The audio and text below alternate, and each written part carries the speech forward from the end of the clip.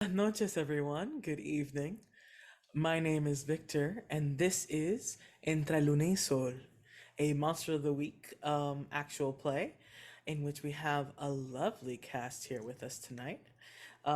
Please, let's start with Maria. Introduce yourself, your pronouns, your character playbook. Hello. I'm Maria. I use they, she pronouns. I can be found on the internet at Happy Capster everywhere, and I am playing Mac, who uses they, them pronouns and is the mundane ish. That's it. Um, Hi, I'm Revon. My pronouns are he, they, and I'm going to be playing V today. His pronouns are also he, they. You can find me anywhere on the internet as the Mythic Bunny, but you can find V being the spell slinger here in this wonderful, wonderful play. That's me. Hola, I am Diana Moon Online. I use she, her pronouns. I always forget what order I am in this, but I remember this time. I play Remigo, Remy, Angel, Chicote, he, they. They are the monstrous. They've always been monstrous. But that's me. They've always been monsters. Hi, I'm Rena at Liquid Rena. I use any pronouns, and Huli. I will be playing Huli, who uses any pronouns and is the spooky of our cast, of our party. And I love you. That's my intro. Perfect. And of course, again, I am your GM, Victor, and I play everyone else. Let's bring us into the game. Quick recap. Everything was awful last week, and but like mostly with Huli, we figured out where Huli was, what Huli was doing, and the amount of stress when Huli had to stay behind. And we got a good look into who Huli was as a character, while our other three lovely cast fumbled through their emotions. When everyone got back, we finally got like a little group huddle. We talked about several dangerous things, having to do a ritual for Cassandra. What Oscar exactly is, and the burden that he has taken upon himself to help protect those who live in Puerto Luna. And we had several emotional moments with V, who got called by his uncle, and V told his uncle to fuck off. Yeah. Great. If you guys haven't watched the last episode, You gotta. you gotta. It's on YouTube. It's required viewing. Yes. Yes, because Revon knocked it out of the fucking park. So good. Truly. A plus. Yes. We had Mac and V having a nice sincere moment after. We had Huli and Remy discovering horrible things about what exactly is going on with Cassandra, so much so that Remy began to panic. We love to see it. And finally, Oscar whispered exactly what Mac needed for the magic ritual to help Cassandra. And those are the big beats. Yes. I thought you meant that Oscar whispered exactly what Mac needed emotionally. The "I'm proud of you" was like exactly. It can be both. It can be both. Yeah. I can't say if that's what Mac needed, but it's what Oscar needed to tell Mac at that moment. Yeah. And Mac tried to reverse pickpocket him, which I did, and it was very, very good at it. No one knew a thing. All right. Oh, one last thing. Last episode, V meant the Council of Magos. Oh yeah. And today, that's where we will begin. So once you all leave at your own pace, where Cassandra is resting, where Oscar is resting, the sun has gone down. Evening is upon you, but V, you know someone is waiting for you at Cafecito. Cafecito is Red's cafe. It's half bodega, half cafe, and it's right down the street on the corner. That's all bodega should be. V does consider taking his truck, but he takes one look at it. And he kind of shudders at the feeling of being confined at the moment, needs the night air, and decides to start walking towards Cafecito. I have a question for you. Are you Yeah. inviting anyone, or is anyone inviting themselves? V's not inviting anybody. He takes one look at the group, kind of shrugs, and he starts like walking to see if anyone does join them. Where is this in the timeline of things that have just happened? This is after Oscar has told you what you need for the ritual. Okay.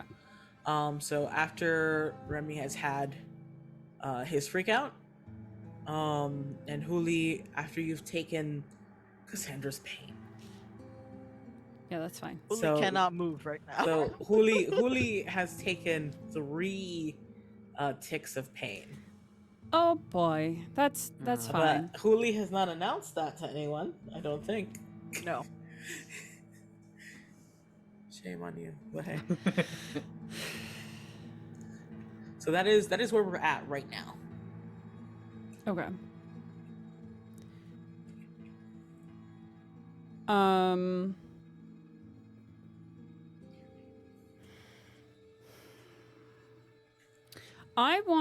Okay, I have a question Yes. for Rena. Given how much Mac has been around Huli, would Mac know that Huli is not doing well?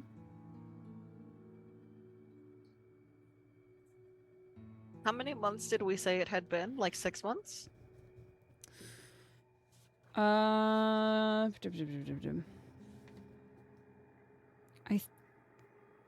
Somewhere between like 6 months and a year, yeah. I think so. Okay. Yeah. That's long enough that they've seen it happen. Okay. Then I think it. I think that there's as V is just kind of going and maybe pauses a little bit. There's a moment where Mac is like takes a step in that direction and then sees Huli just off to the side, sitting where he was this whole time and hasn't really moved, and it trips the sensors, the alarm bells in Mac's brain, because they've seen her like this before, and the step that was going towards the second step shifts and goes to Huli instead. Gotcha. Huli's gonna hold up a hand. No, go. Está bien. I'm fine. No, you're not. Go. He should not be alone. I mean, they got Remy, right? I'll look over to where Remy was. I don't know. Pero estoy bien aquí. I'm fine. Everybody's fine in here. Nena's with me. Go. Nena speaks up really quickly, if that's okay. And it's like, Huli, I love you, pero no eres mi esposo. I'm not asking you to take care of me. I'm just saying that if I die right here, like, it's fine. No diga eso enfrente de Macario. You look over to Mac, and Mac is just like looking at you, surprised, and also like this is the most parental Mac has ever looked in their 20 years of living, of looking stern in the "how dare you" kind of way. This is the pain like leaking out. Like Yeah. Lily cannot hold anything in right now. I'm fine. I'm fine. I'm fine. Why are you lying to me? I'm not lying to you. V needs you more right now. I just need to rest. Just a little bit.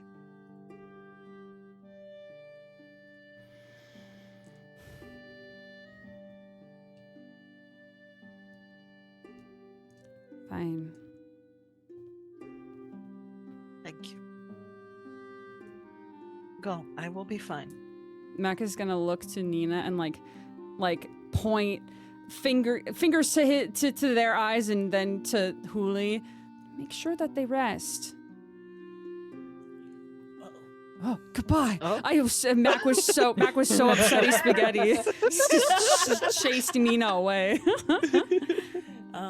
Nena looks at Mac and is just like, come back to pick her up in 20 minutes. That will be enough for her to rest enough to walk. Because he should not be alone. And Everybody here worries too much. You don't worry enough. Mac points towards them and just nods at Huli. Okay. 20 minutes.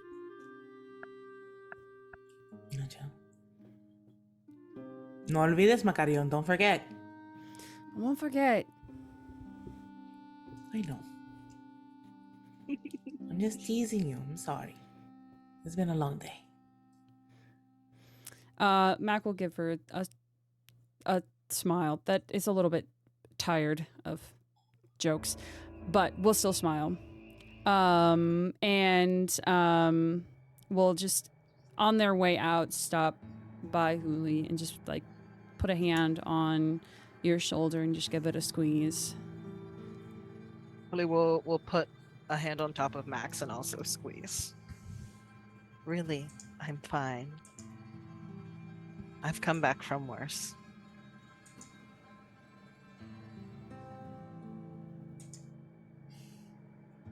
One day you won't. And Mac will just tap and just walk. It's just gonna walk. Whether you're talking to them or not, they're just gonna walk out. As Max walking away, Huli is turning to Nena and in like a very like loud and joking voice is, "Do you see that? This kid is trying to kill me. They're planning to kill me." Nena's like, where's Remigo right now? Where's Remigo right now? I think they had walked out because they needed fresh air, and they weren't. Again, they're like, I should follow V, but right now V doesn't need me. Like, believing that, you know. So there's Nena just looks an outline. You know? Yeah, Nena looks for Remigo to be like, "Are you hearing this shit?" And then doesn't find Remy, and looks back at Juli and is just like, eres la peor," but like in a joking tone. You're the worst. When I go missing, you know why. Yeah. Porque te puso la pata de hormiga y fuiste.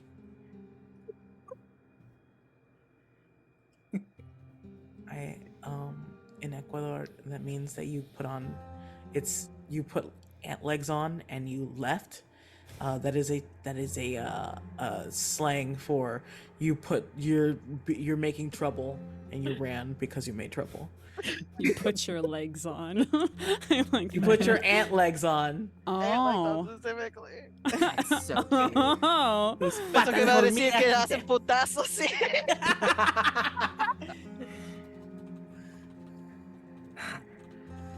But yeah, I'm going after V. All right. Then, really quick, I want to check in with you again, Diana. What is Remy doing then if they're just going out to get fresh air?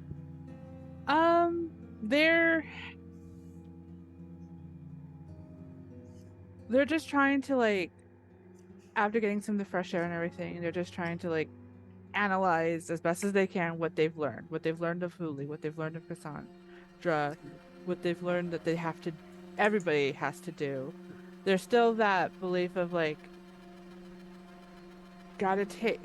wanting to help Oscar, but realizing this takes precedence because, helping Cassandra takes precedence, and then maybe figure a way to help Oscar with the barrier.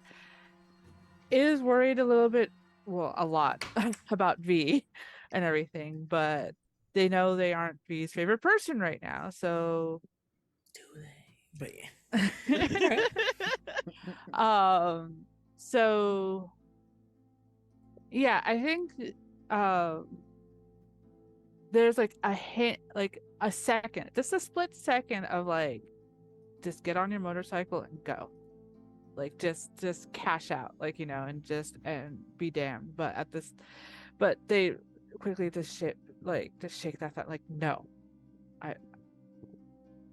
I've made a commitment, I made a promise here, no, follow through. And yeah, I think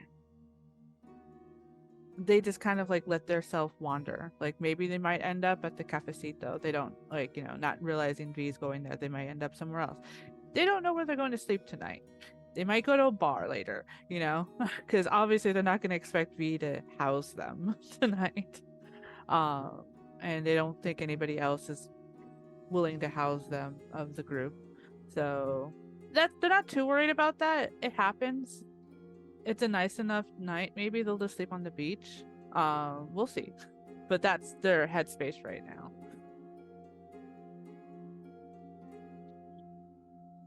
Okay. Then we'll come back to you later. V. The walk to Reds is short. And you hear music and like light conversation and laughs. Almost like everything behind you didn't happen. Reds is a large shell building with apartments upstairs. And the front door is open to the nice temperate night, and you can smell the cafe coming out. There are tables out front that are currently like unused with closed umbrellas. And inside there's a modest interior with flags all around the walls. And there's also a couple tables in there, and that is where you see oh my god, I forgot her name. Soyla? Yeah, Soyla, there you go. And that's where you see Soyla, just no longer in a cloak. Soyla, outside of the cloak, is built like a shipwreck house. Just sort of like looked like tall, but like without the cloak and in like a nice halter top. Her arms look dangerous as all hell. And along her exposed back, she has a tattoo of a Western dragon, sort of like starting from the lower right hip and then curling up to her left shoulder. Sick. Yeah. That is sick. And they toss their hair over their shoulder and they're just talking to Blue, who is Red's husband. That's so Red cute. Red does not know how he got his nickname. He doesn't wear red. He doesn't. The building isn't like a red brick building. He doesn't know anything about it. He is a very small Dominican man. Like he is 4'11", but he will tell you that he's 5'2". He's Sure older, like he's in his like older 40s, and he has been on this corner since he was like 22. And then Blue is a very tall Haitian man. And he does know where he got his nickname, because if his husband was gonna put up with the nickname Red, his husband would then call him Blue. I love them. Yeah, and so the two of them are talking to Soyla, and you notice that Blue has like similar like dragon style tattoos, like Western dragons, on his bicep. Interesting. Arturo is not here, is he? No, Arturo is not here. Okay, cool. V Too high strung for cafecito. too high strung. V does take a moment where he like pauses near the door. He sees Zoila, does not see Arturo, and he's like, yes, thank God. He's most terrified of Arturo. And Mac did join them. Yes, Mac would have followed, though if the narrative is more interesting, I can say that Mac gets there after you've started mingling and can be in the room but not in the conversation. Like, Okay. I'm at a, like, I get there and I find an empty table just so I can like see you and you can see me, but like from across the cafe. Unless you want to have a conversation before you get there. I feel like V is so focused on getting there that he forgets for a moment that Mac is the one that has the information about what they need.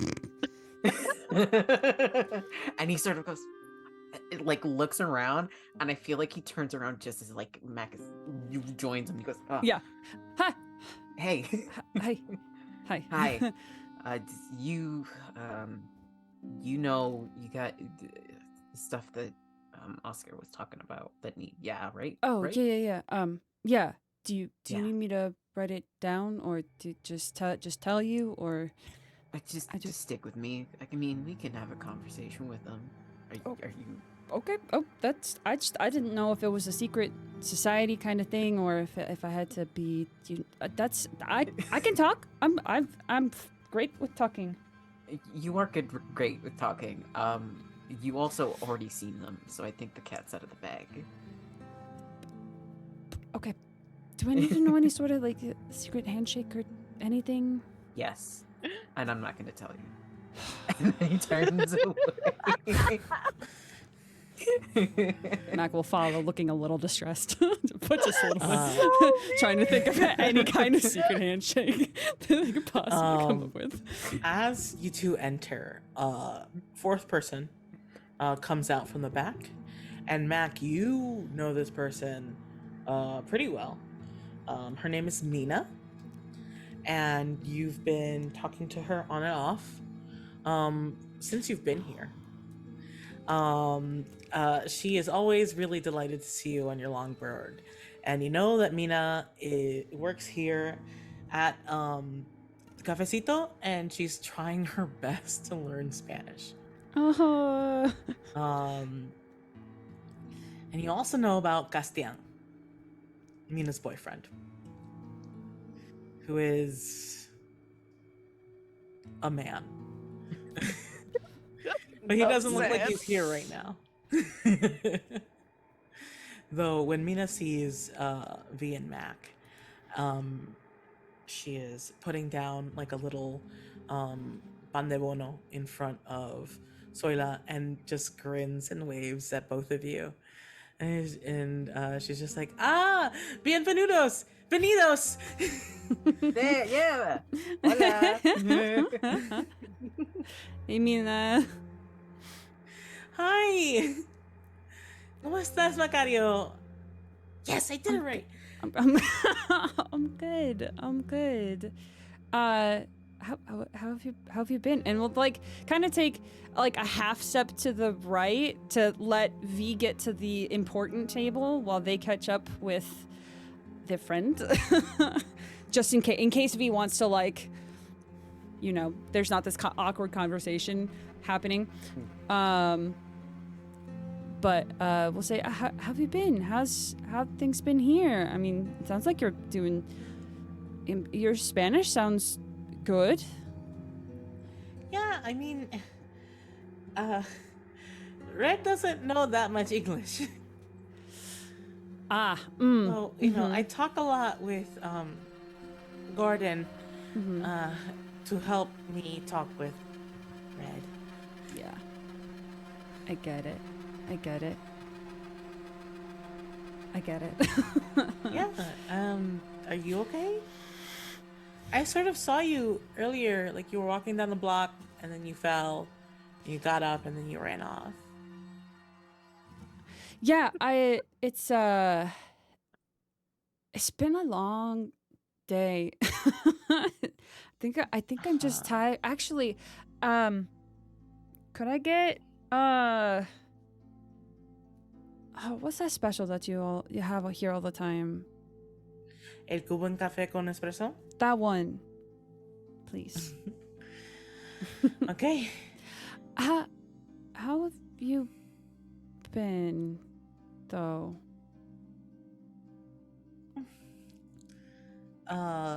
Mina tries her best to give you a big smile, and it's tired in her own way. You know, Gastian and his friends, they're all a certain way, and it's annoying. I don't know why. And Mac will like lower their voice and take like a half step closer just to not have unwanted ears around. I don't know why you're still with him. Honestly, he's bad. He's bad news. He's bad news, and not in like a. It's like it's very obvious. He's bad for you. He's not good. Her face goes a little stiff, and like she crosses her arms, but not in like an angry way, but sort of like she's like trying to like keep her distance, keep herself together. And she's just like, Mac, it's different when you're with someone for this long. Okay, like we have a place together. All right, his name is on my car. Like it's not that easy. You make it sound like he owns you. No one owns me. Then go. Mac. Then leave. Mac, you're really nice. You're really sweet. But Mac, no matter what you do, you'll have someone to have your back. And I really appreciate you. But I can't depend on you like that.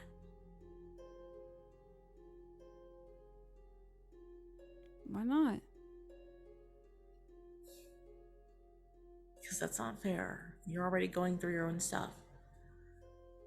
And Huli is already going through her own stuff. You can't depend on Remy going around with like a big plastic sword all the time.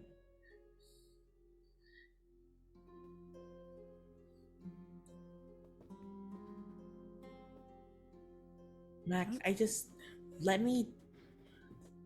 I will figure things out. That's what part of this job is, to help me figure things out. But I just understand that I'm not doing this because I'm like, because I'm blind. I know. I know what people say about me. I know what people think about me. And I know that you're willing to help, but a lot of these people aren't, and you're not really in a position where you can help me as easily.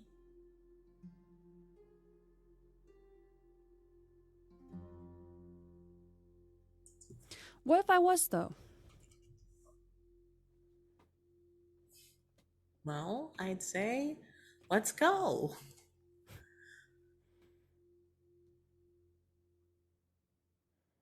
Are you?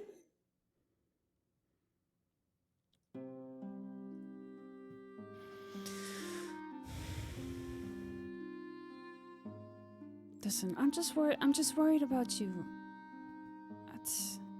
I know, but Mac, he's not violent. He's just stupid. The line between those two is very, very small, and you know it. Yeah, I know, but he's like literally out there surfing at this hour near the cove.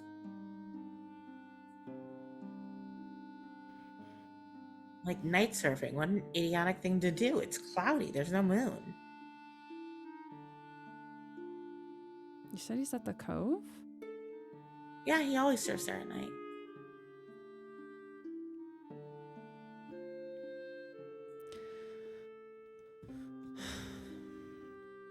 Okay. Oh, okay. Well, we can talk. I can text you later. Is that okay? Of course it is, Mac. I'm not trying to push you away. I just, understand that this isn't like a thing I can do on a whim. Okay? Okay. I'm not gonna stop Sorry. asking you about it, though. I wouldn't expect you to. You're the only one who does it to my face. Well, then I won't stop anytime soon. Except right now, because I think there's somebody over there who wants coffee, and I need that espresso. There you go. I'll be right out with it. And Mina walks away. And we're gonna backtrack like a minute or two. V, you have walked up to the table, and Soyla sits there and smiles over her coffee, and it looks like a hunter looking at prey. There was a moment where V felt a little bit comfortable as he started getting towards the table and saw Soyla. The nerves really started to hit him, and he takes a breath and Soyla, right? Yes. Is it Valentine or Valentino? Neither. Vicente. Vicente, I'm so sorry. Yeah. It's been a long time. Arturo got fed up with waiting. That leaves me here. Yeah, that's fair. I know I have to register. I know that's something that we needed to do. Mhm. There's something else I wanted to talk about. Sure. Can I sit? Have a seat. Thanks. And he sits. It's at this point usually he takes his hat off to put on to the table. He realizes he's left that somewhere a long while ago, and he sort of just pats his head. Oh. Tries to fix his hair.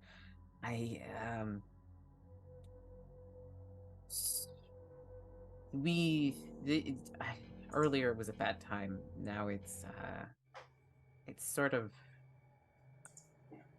Oscar's kind of sent me also to talk to you about stuff that's happening, and also to let you know we're kind of planning to do a ritual. You're taking a lot on in a very short amount of time. You live up to your grandmother's name. And he, oof, he sort of like leans back a little bit. The weight of those words hit him. Thanks. I have a lot of questions, but I want mostly to talk about the ritual because we need people for that. Mm-hmm. And he sort of like glances over to see where Mac is, sees that they are in the middle of a conversation, and he goes, "Can I ask you what to register? What does that mean? Like, what do I do?" You make an oath to use your magic in certain ways, to avoid using your magic in other ways. And if you use your magic in other ways, you bring our attention. And if you bring our attention too much, well, the Council of Mages is not meant to babysit. And we can strip you of your powers.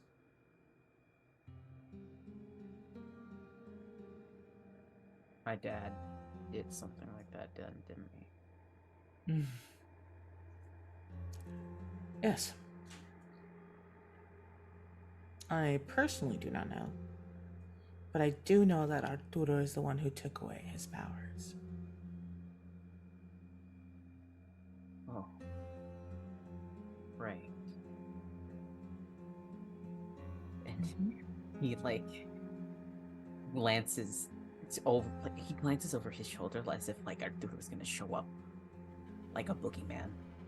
And he turns back to say that. Do I need to do that before I do the ritual, or? Yes. Because if you're going to be doing a ritual like this, the council's going to want to know. Especially if you're asking for help, which I'm assuming means that you want some council mages to assist in this. Yeah. That's essentially what I'm asking. Fantastic. We love helping new members. Okay. So how do I do the oath right now? Yeah, I mean, you can write it, you can say it. Honestly, you can even think it. All I have to do is give you the words. Okay. Sure. All right. I don't have a pamphlet with me.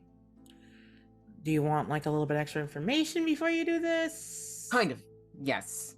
Okay. Good. Listen, the first thing you want to know is someone who can wield magic like you do. Is that there are rules. And there are rules that are made up. Council rules. And there are rules of the world. Breaking council rules is not preferred, but it's not like people are going to take your magic from that. Breaking world rules, revealing magic en masse to many people, like maybe a wall of fire or two in public. That breaks a world rule. Okay. Yeah. The council does not want twilight, especially in the city. Twilight. I keep hearing that a lot. Are you asking what it is? Your version? I've heard a version. Twilight is the world knowing. We are a minority. V. But we're a minority with power. Yeah. We cannot predict how people will react. And so we err on safety and caution. Because the more people that know about magic, about how they call in the city, La Luna, the more magic lives. Do you know that, Vicente? Do you know that your magic is alive? My abuela told me. She was the first one who told me too. You knew her. Yes. I met you too. You were a baby. And you know she died. Yes. And V reaches for one of the necklaces that he holds on to, which is just, it's just a simple little wooden rock in the shape of a heart. Okay. So then, okay, this is a lot. Yes, there's usually like a process. Pero again, two flame walls, us believing that your family would never wield magic again. Yeah. You know, it wasn't expected. And once I do the oath, do I like do others know? Do like council members? He sort of glances over to Blue, and specifically towards the dragon tattoo. Do you have ways to know? Because I noticed, and he like glances at the dragon tattoo. And Soyla laughs. It's just like, you're gonna do very well. Yes, we have people in the community. We help out the community in our own way. Just like you will be expected to. Yeah, of course. Okay. So the oath. Yes, Can this be when Mac comes in? of course. And we'll sit down, probably with their cup of espresso, and say, "You're taking oaths now? I thought this was just a handshake thing."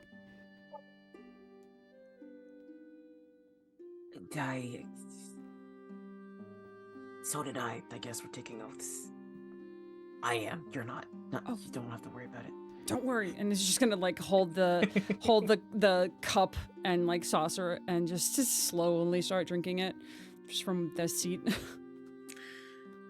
Mac, how obvious is the bracelet that Hula gave you? Mac is not. Mac sees no sense in hiding it because it just is a bracelet to Mac. So it's on the hand, like on the wrist that is currently holding on to the coffee cup. Good. All right. So you both notice that Soyla's vision turns towards Mac. Sort of sees something.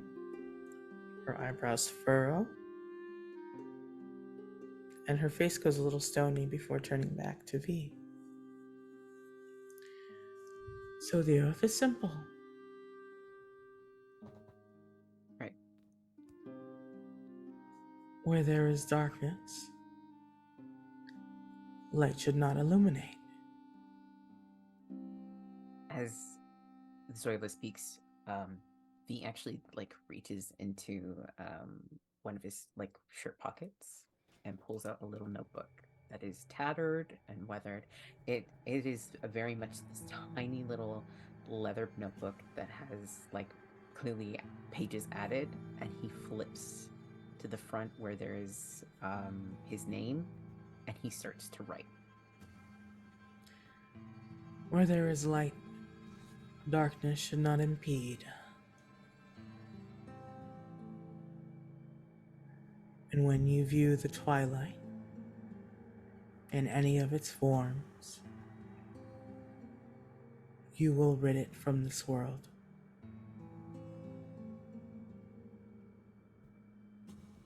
And that is the oath. He writes it down and he closes the book. Okay. V, in this moment, are you taking this oath to heart? He is. Fuck.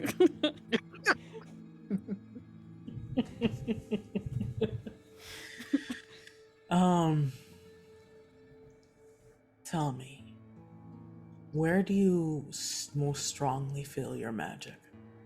On your Heart. body. It is his heart. When you finish writing, you close the book. Soila says, I acknowledge your oath. This is going to sting. And you feel a sharp, searing pain on your chest right over your heart. So Yeah. it takes V by surprise, so he sort of and like leans over, pressing his chest. And as soon as the pain gets almost intolerable, it fades. Like it wasn't even there. Oh. You know, Yeah, we tend not to warn people about that one. They get reluctant to take the oath. figures. And he like looks down to where like the pain had been. Like, oh. And at first you see nothing, right? Like if you pull your shirt to the side, which is already deep, Yes. you pull your shirt to the side and there is nothing. But right as you're about to pull your eyes away, you see something shimmer over the skin. And it's in a shape that you don't recognize, and when you look back, it's gone. Okay. You're not Yeah. ready to see it yet. You will later.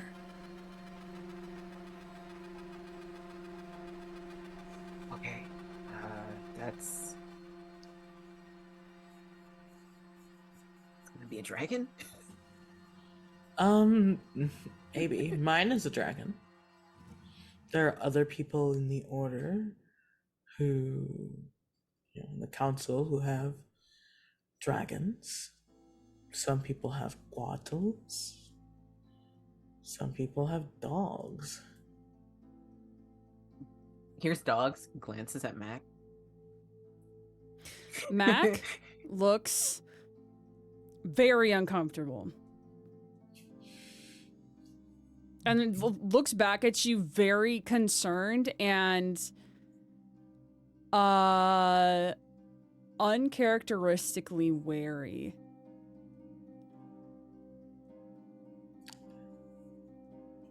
Is this obvious on Mac's face? Mac doesn't do anything that's not obvious. Got you. Mac is not subtle in most situations. So, V, while you're kind of reeling from this information, from this pain, Soira picks up her coffee, drinks it, and looks at Mac and is like, something wrong, mijo. Mije. Mije. My apologies. That was a lot that just happened. See, are you okay? V? He like looks at looks to them and just a little nudge to Elmo. Yeah, I'm good. I'm good. There's a little bit of a twitch of their arm to like pull away slightly. Like you still nudge them, but it's noticeable. Okay. Good. Good. Yeah. Oh, okay.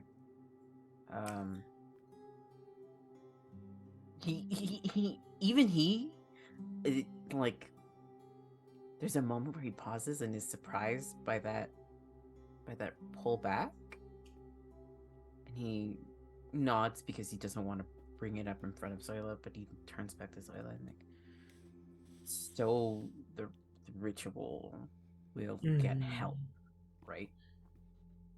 When are you doing it? Tomorrow, I think. Yeah. I won't be able to be in town, but Arturo can come. And he can probably bring 2 younger council members to come to you. Okay. I think that's all we needed. We should get going. Yeah, right, Mac? Yeah.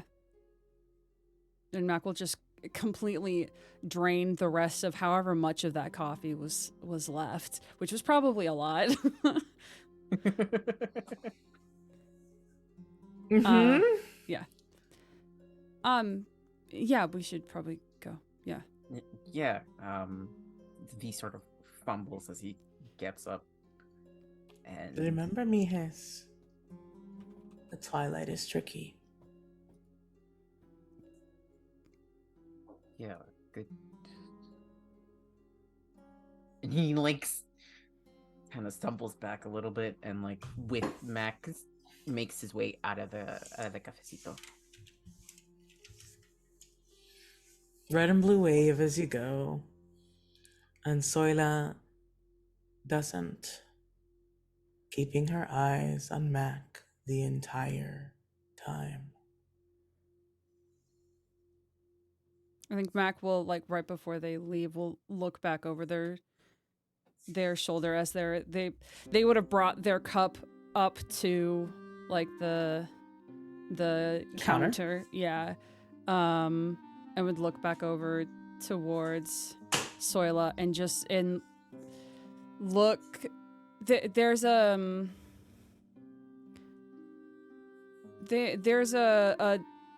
little bit of a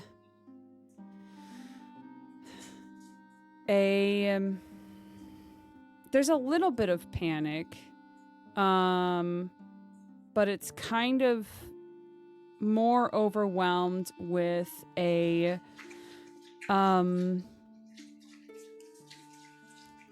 feeling of just heavy uncertainty about who this person actually is and if anything that they were saying was true.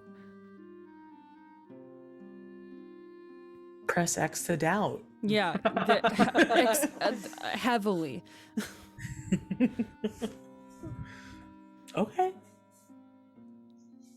Yeah, she watches you the entire time you walk to the counter and the entire time you walk out.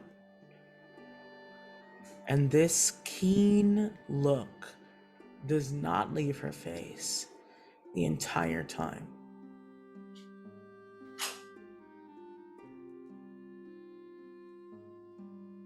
And then you leave.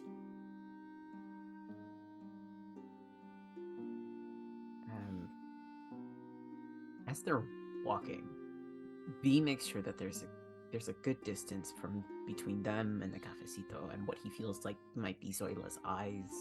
He turns to Mac and goes, "You're not okay." You're like, "What?" I think Mac's got those long legs, and I love a short king, but short king got short legs. No. He's And like, probably, "Rush and I catch up?" yeah, that's kind of how I see it. Because Mac was just wanting to get away, and was not heeding those of a shorter stature, and how much faster Mac can walk when they're really trying to walk. No,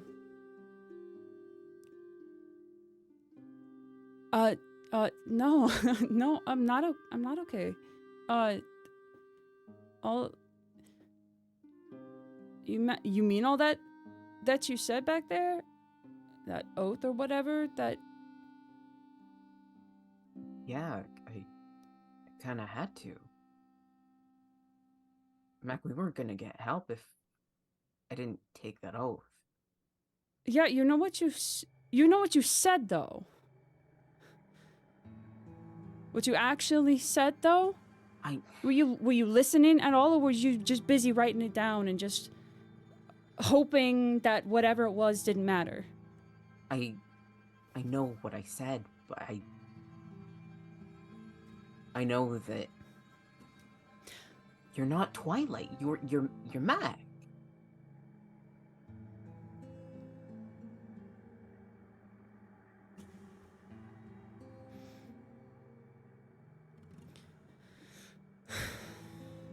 I mean,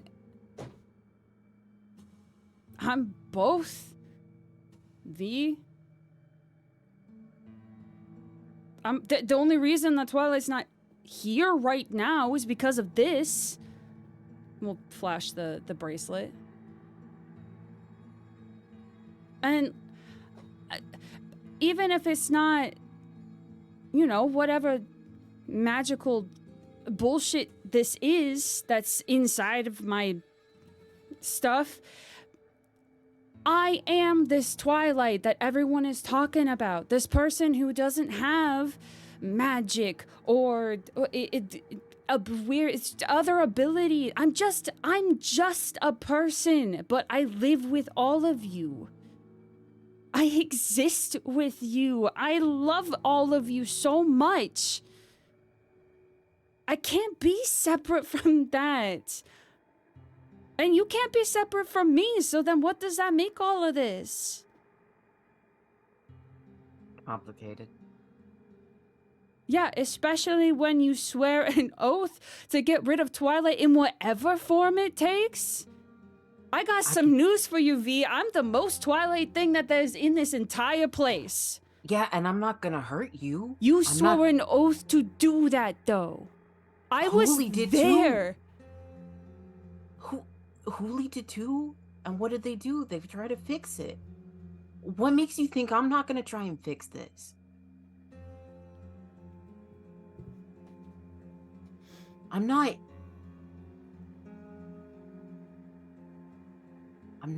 trying to make a clear-cut line as to what is happening. Like, I know you're Mac. I know you're in between this space. I know it's weird for you. It's not.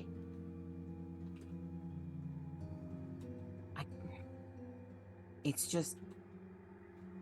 I want to fix it, and I didn't think in that moment. I just didn't think. I'm not gonna hurt you. I'm not gonna destroy you. You matter too much. I'm not making words make sense at all. And it's...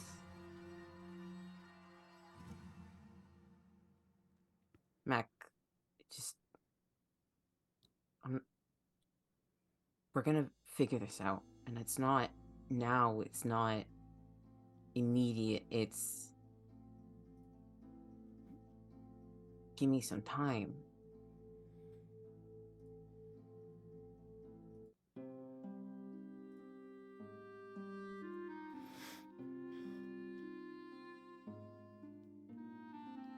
I guess it's just part of me that thinks that you were just desperate to do whatever it took to feel like you were a part of something.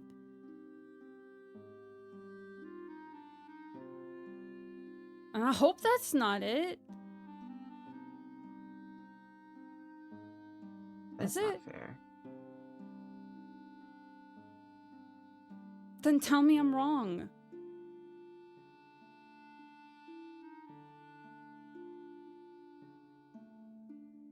Tell me you put more than just one little bit of thought into just signing yourself up for something that you don't understand.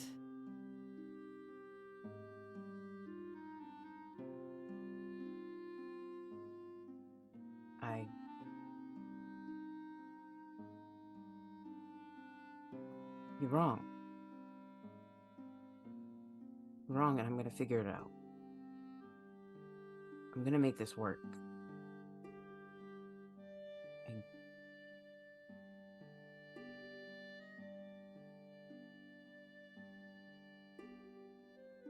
listen, I do a lot of stupid shit.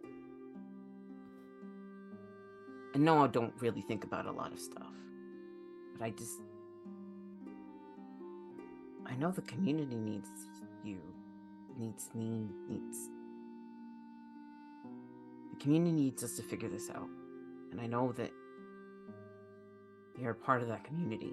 You're part of the family. And like, Jesus, Mac, I love you too. Like, you're part of the family. I'm not gonna just throw you to the side.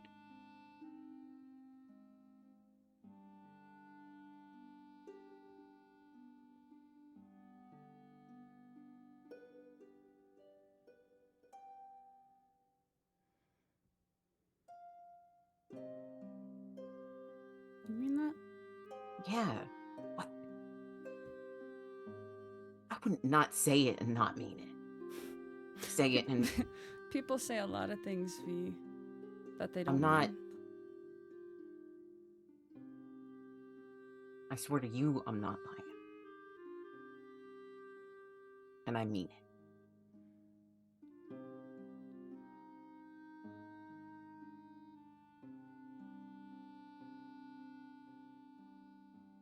I believe you.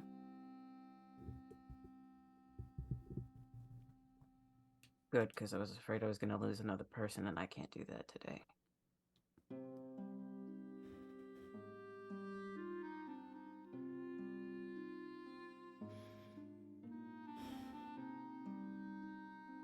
I think I Mac have a will, question for the table. Sorry. Oh. Go ahead. Mac will take. I think they had been, you know, a handful of steps away from you. Would take a couple of steps forward, and would, if you allow it, hug this short king. Yes. Great. He hugs them so tight.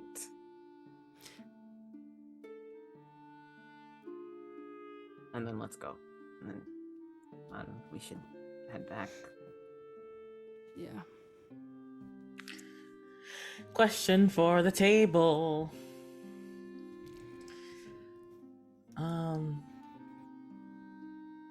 Diana, where has Remy been wandering? Yes, I was hoping for this. Again, Remy is wandering wherever it tugged them. And maybe they're across the street and have heard the loud noises of familiar people and turned to witness this hug. But do you think you heard what Rivon and Mac, what V and Mac were saying? There's no excuse. There's no excuse. It's in the right place. Ooh, that's a good question. Mac Would was they have not tried to being hear? quiet. Neither was V. I think they heard. Cool. What is Remy doing with this? I think Remy's hands like kind of clench and unclench a little bit, and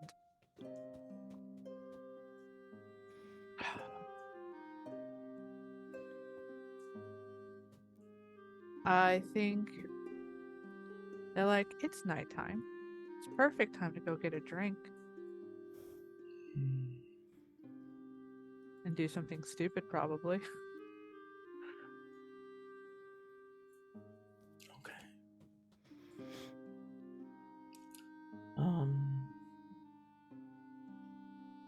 So Remy's Remy's gonna go get a drink.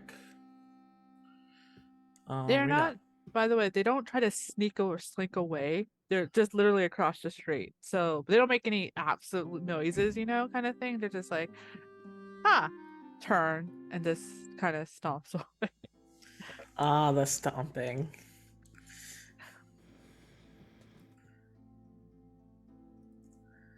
Yeah, I mean, after this incident, the street is mostly empty, so you guys hear some clomping. Those goddamn boots that Remy has. Boots are made for walking. That's just what they'll do. The glint of the sword back on their back and everything. The plastic sword. There's so many people who talk shit about Remy because they think that sword is fake. There are so many people who talk shit about Remy because they think that sword is fake. Anyone who saw Remy use that sword for real is now like very quiet, probably in my mind. I think V hears those boots stomping, and I think there's a part of him that registers that maybe that's Remy. But there's a huge part of him that has like his head down as he's walking beside Mac, and in just thinking too much in his feelings to even register that that's Remy. So he just keeps walking.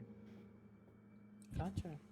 I do think if we have a group chat, Remy will be like, okay, this is the last sensible thing I'll do before I become unsensible, is because, if they're needed, we'll let them know. It's like, hey, I'm going to be at so-and-so for the rest of the night if you need me. Just so everybody's like, where the fuck is Remy, I'm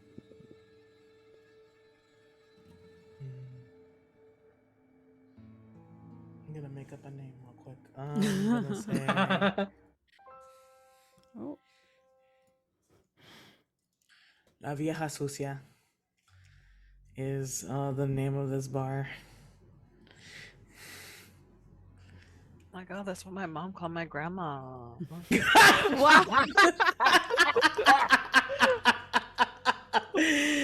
Woof. Oh. That's what my abuelita called her mother-in-law. So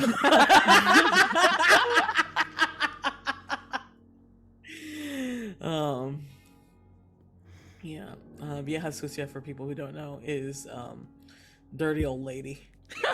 Yeah. Yeah, so all right. Juli, have you been up to anything while you're waiting for Macario to pick you up? Like you're a goddamn elementary school child. My, how the turns have tables. My, how the turns have tabled. Well, actually, at around 15 minutes, Huli is going to get up and say, like, I'm just gonna go to the kitchen. And we're gonna go by the cafe. And leave. And just start walking home. So that Mac doesn't have to pick them up. I see.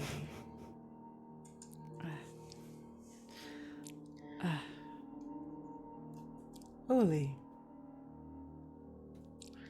Who do you not want to see at this moment?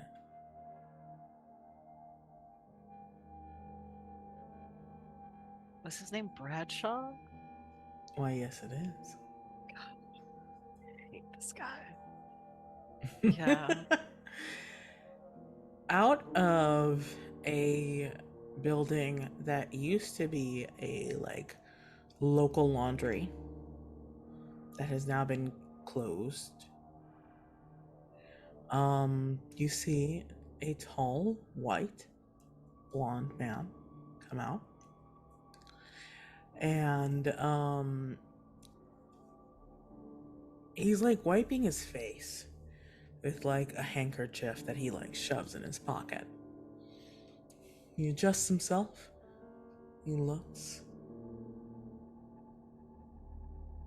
Julie! Not my name. Oh, wait. Sorry. Hooli! I need to recover for a second from you, and I want to ask really quick to establish geography, because this would have factored into Juli leaving the centro.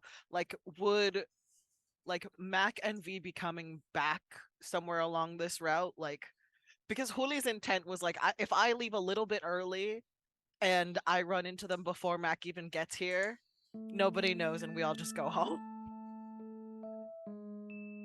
Sorry, repeat. Uh, whether Completely.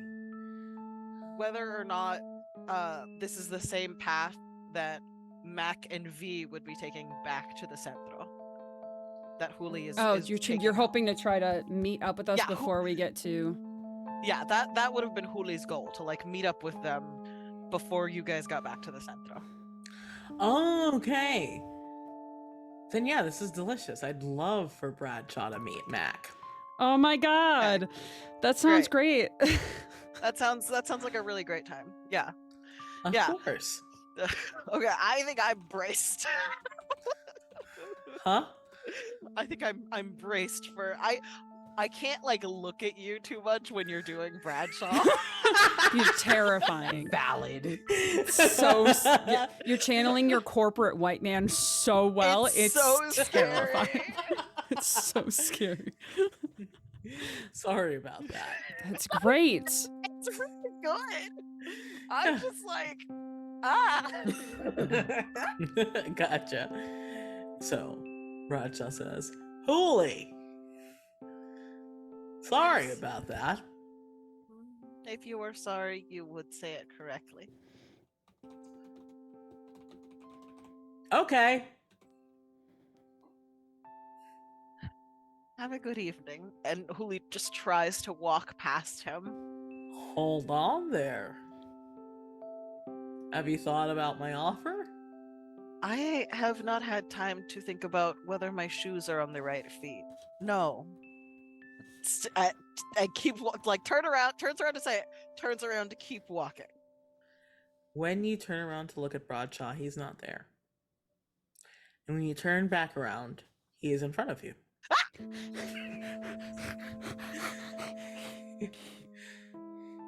Didn't mean to scare you. Yes, you did. No. If I meant to scare you, you would know it. Juli carries your knife with them and like is like clutching it in their like back. Oh god, this is where I die. I really need you to think about that offer.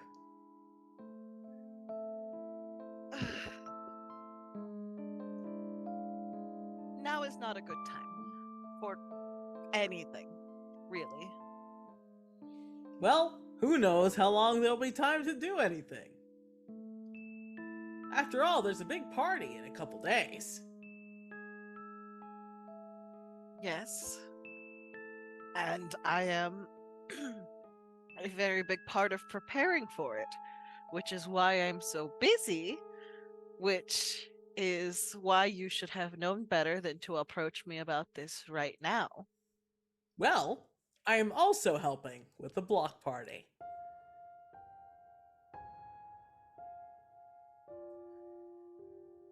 Then you understand how much of an event and how much time and energy it's taking. Yes, I have a business. Mm-hmm. And yet, I still find time to talk about the people who are important to me.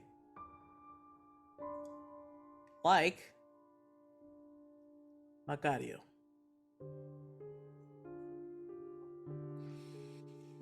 Why would Macario be important to you?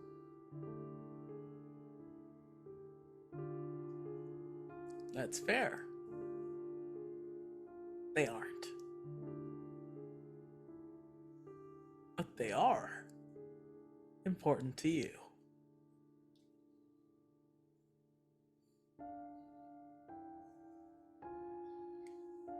That's true.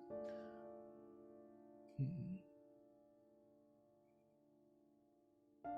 But like I said, I don't really have time right this moment. I'm trying to go somewhere. Hmm. Have fun with that. For as long as it lasts. And I think you haven't really been able to look at Bradshaw, right? You've been trying to avoid his face? Yeah. Okay. So then I just want you to do just a straight sharp roll. Double checking my stats. Oh, this is good. This is great. I have a -1 to sharp. I'm having a good time. Everything is fine. 8. Having a good time. Huli, you try to look up to try and see past Bradshaw to see if you can see Mac and V. Right? And you see he's got this like weird brown, rusty color on one side of his face. It looks like he missed with his handkerchief. And it is not clay. What is the building that he just came out of? It used to be a laundromat. Yes. It is closed now. He has sold it. There's nothing there yet. How long has it been empty? Probably like a month now.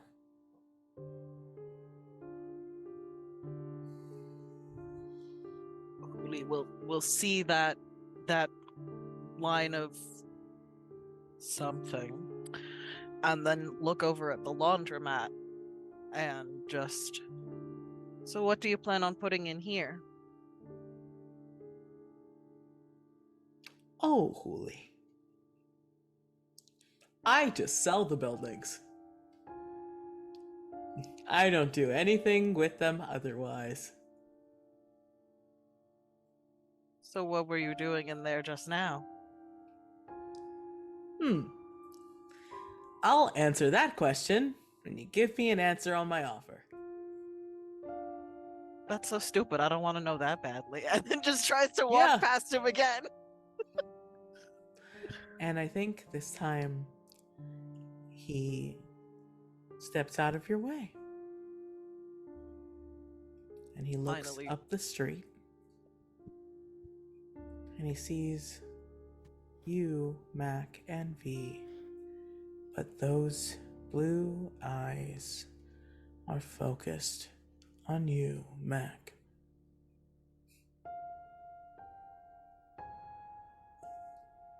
Long time no see, Macario. Hey.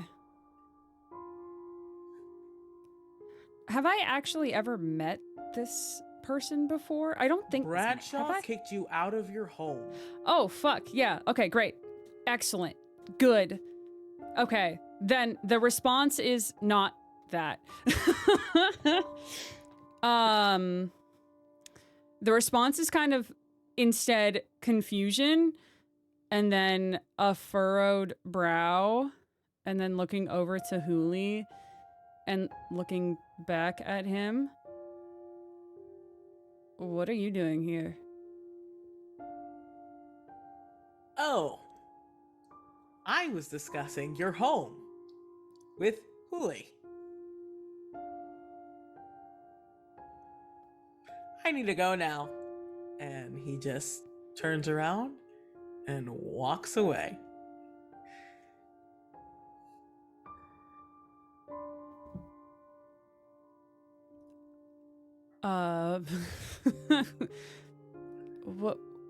What was that? A grenade. Sorry. Thank you, Keeper. Oh. Huli is like frozen in place with a combination of fear and anger and the darkness that lives inside of them that thrives on pain and is just trying to center themselves right now. Trying very, very hard.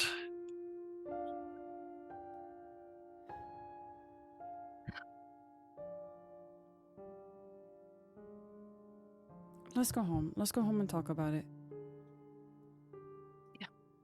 Let's go.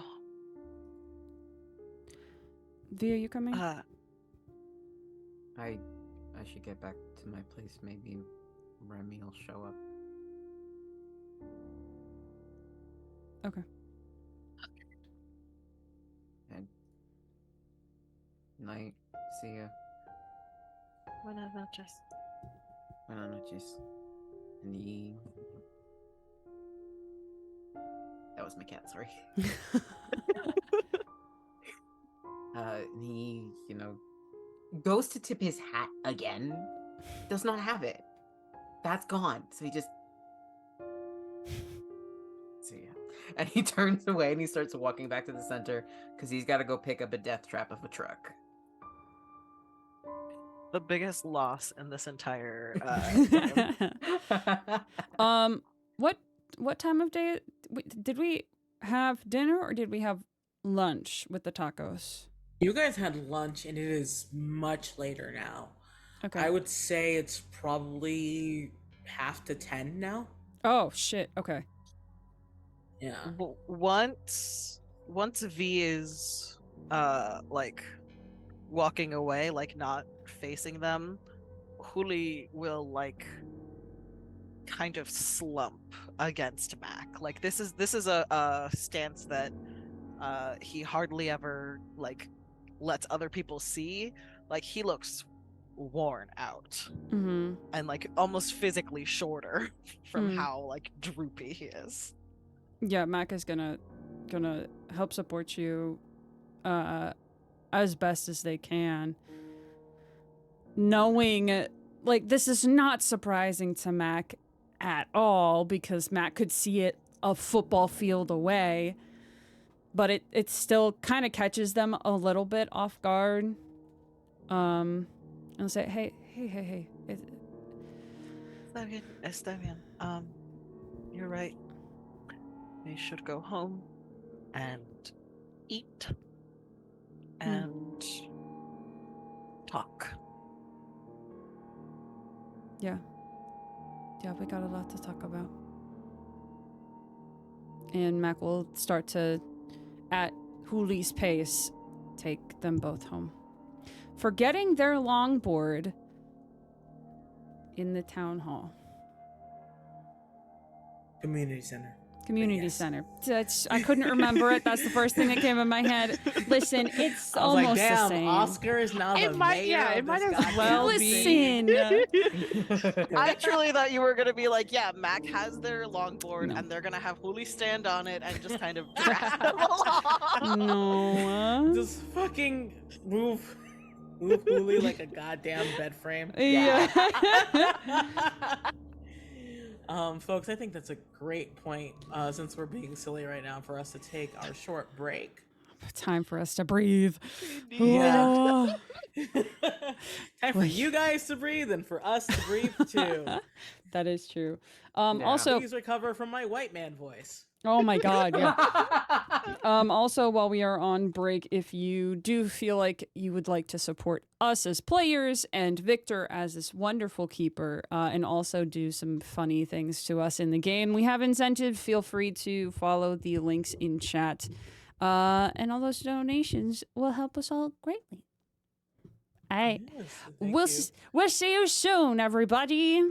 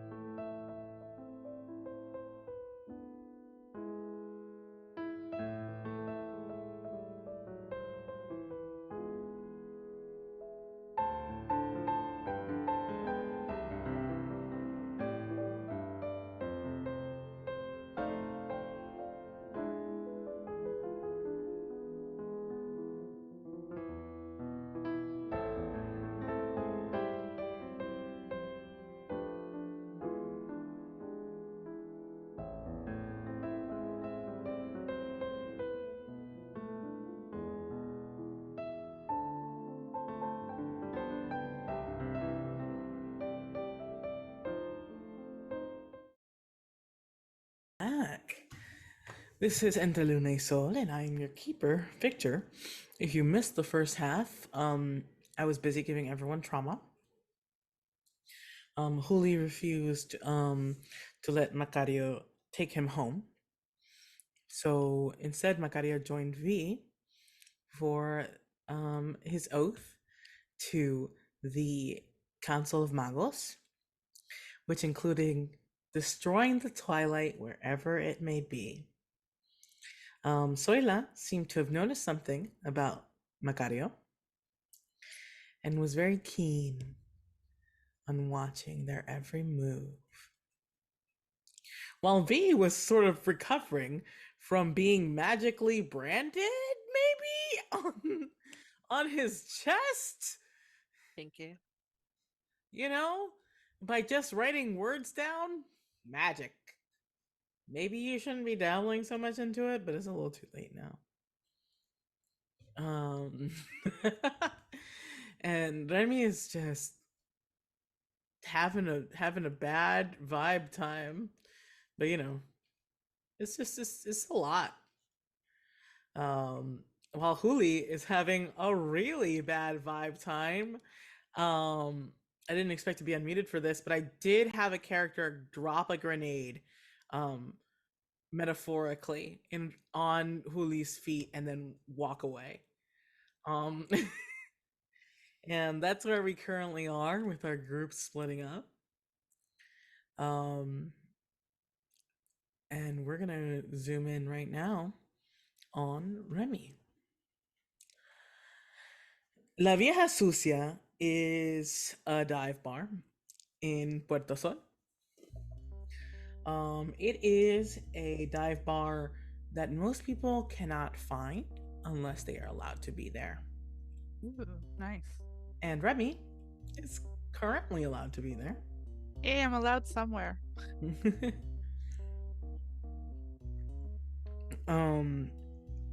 So there is like an old brick style building, and that is, you're pretty sure is apartments, but with a little stairs down you see La Vieja Sucia, and there is a neon flashing of like it's pretty intricate, of like what looks like an old woman like doing a can, like lifting her dress skirt and then down and back and forth. So tell me, how often have you been to La Vieja Sucia? I don't think in the last month as often as before. I think there was like the place they went to a lot when they first entered and everything. And then like when things got into a kind of rhythm with V and like a rhythm with everybody else, kind of once a week, if that, usually just to like catch up, see if there's any like thing that they could help with, more like with like, kind of thing. So yeah, they've been a little bit sparse lately, and they're thinking, it's time to get reacquainted with everybody. Got you.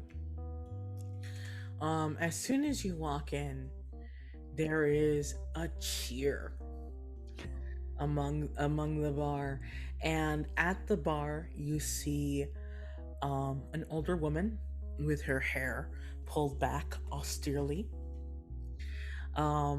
in a like crop top that says "Juicy Grandma," and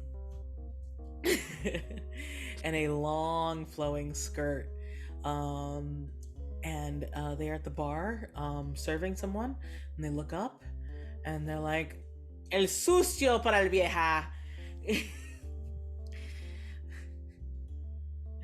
And you only know this woman as Tia. You don't know if that's short for like Tiana or something, or if just people just call her auntie. But there's not anything after Tia, it's just Tia. Mi linda tia, ¿cómo estás? You look younger every day. Ay, no me digas eso. Don't curse me to eternal life. And everyone around laughs, and you see a couple people with who are a bit longer in the tooth say, "Hey, it's not so bad." And yeah, they go up to the bar and they like anybody they recognize, they like nod and everything. And they're like, even if it's just for momentarily, they feel like, you know, the burden that they've been carrying is lifted a bit. It's like, oh, okay, yeah, these people don't know me. They know a side of me and I can play into that. And so I think they like lean forward on the bar and it's like, you know, Tia, if you ever needed anything, you know, to remind you of how good youth is, I am around. Remy, I need someone who will handle this. Non joven who needs to be handled. How am I supposed to get experience if I don't have someone as experienced as you to teach me? Remy, your bottom energy is not working for you here. And I think You their want head to like be taught, thunk- mijo? their forehead thunks the bar like, yeah. Yeah, like she We lost Rita. Rita's like, I have to escape this. Wintertown is safe. And Tia just looks at you and is just like, you want someone to teach you? There are many others here, but not in my bar. Of course. I learned since the first time. Yes, I almost cut several things off of you.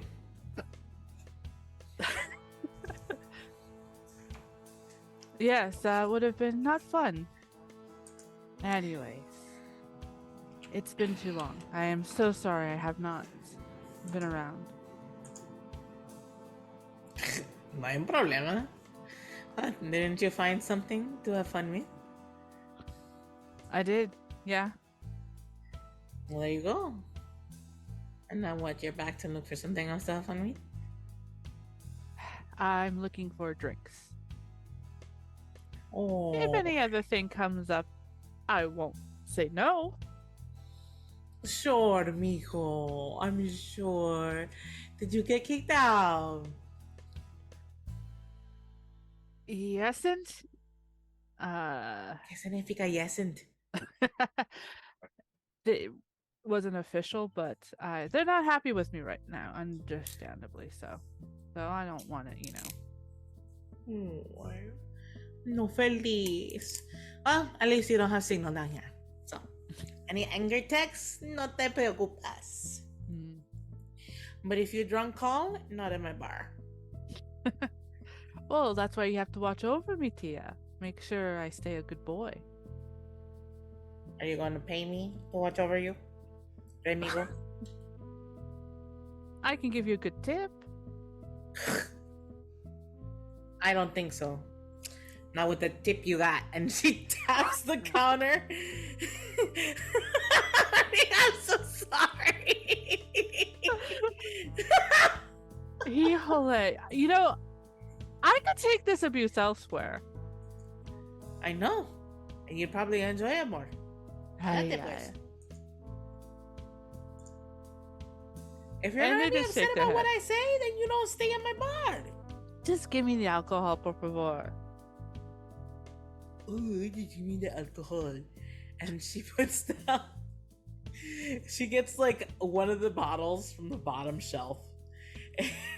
it's bottom shelf tequila, and just sort of like just pours it carelessly and puts it in front of you. Just a double shot of like bottom shelf tequila, and she's like, "La vieja sucia special, shit for shit."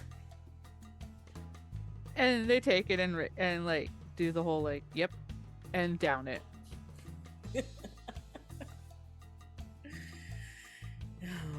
And again, the vieja sucia is just energetic around this place. There are so many people mingling, so many people laughing. It's alive. But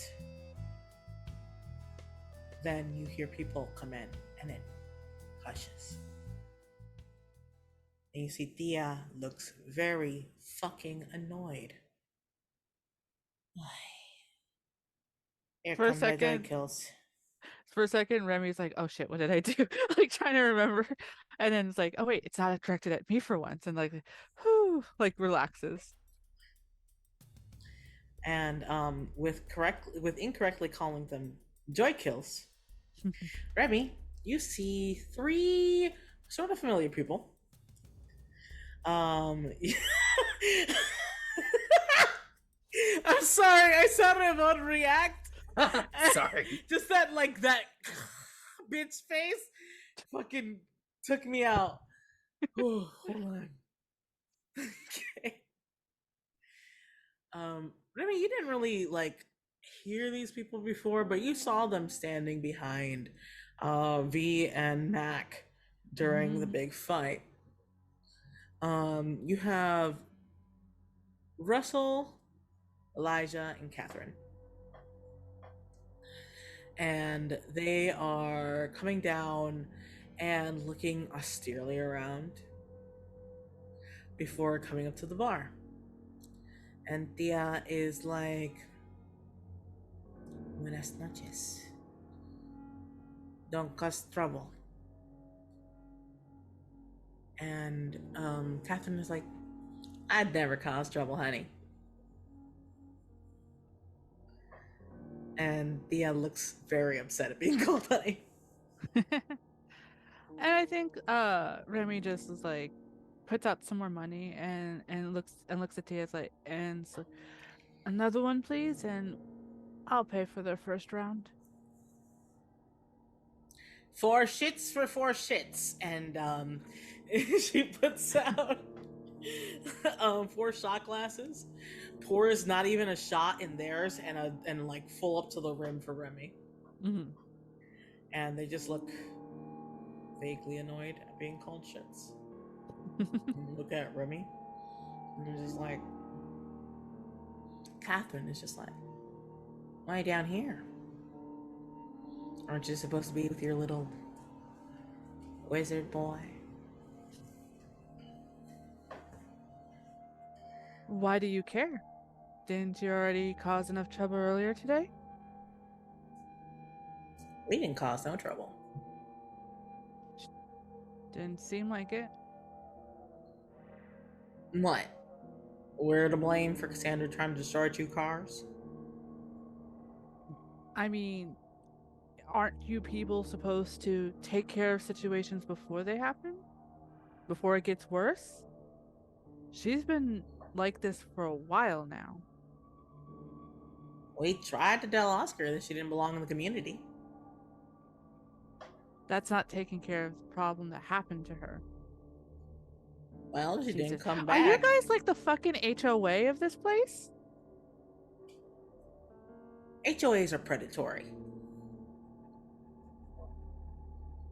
No, you're right. You're more like scavengers. And what do you mean about that?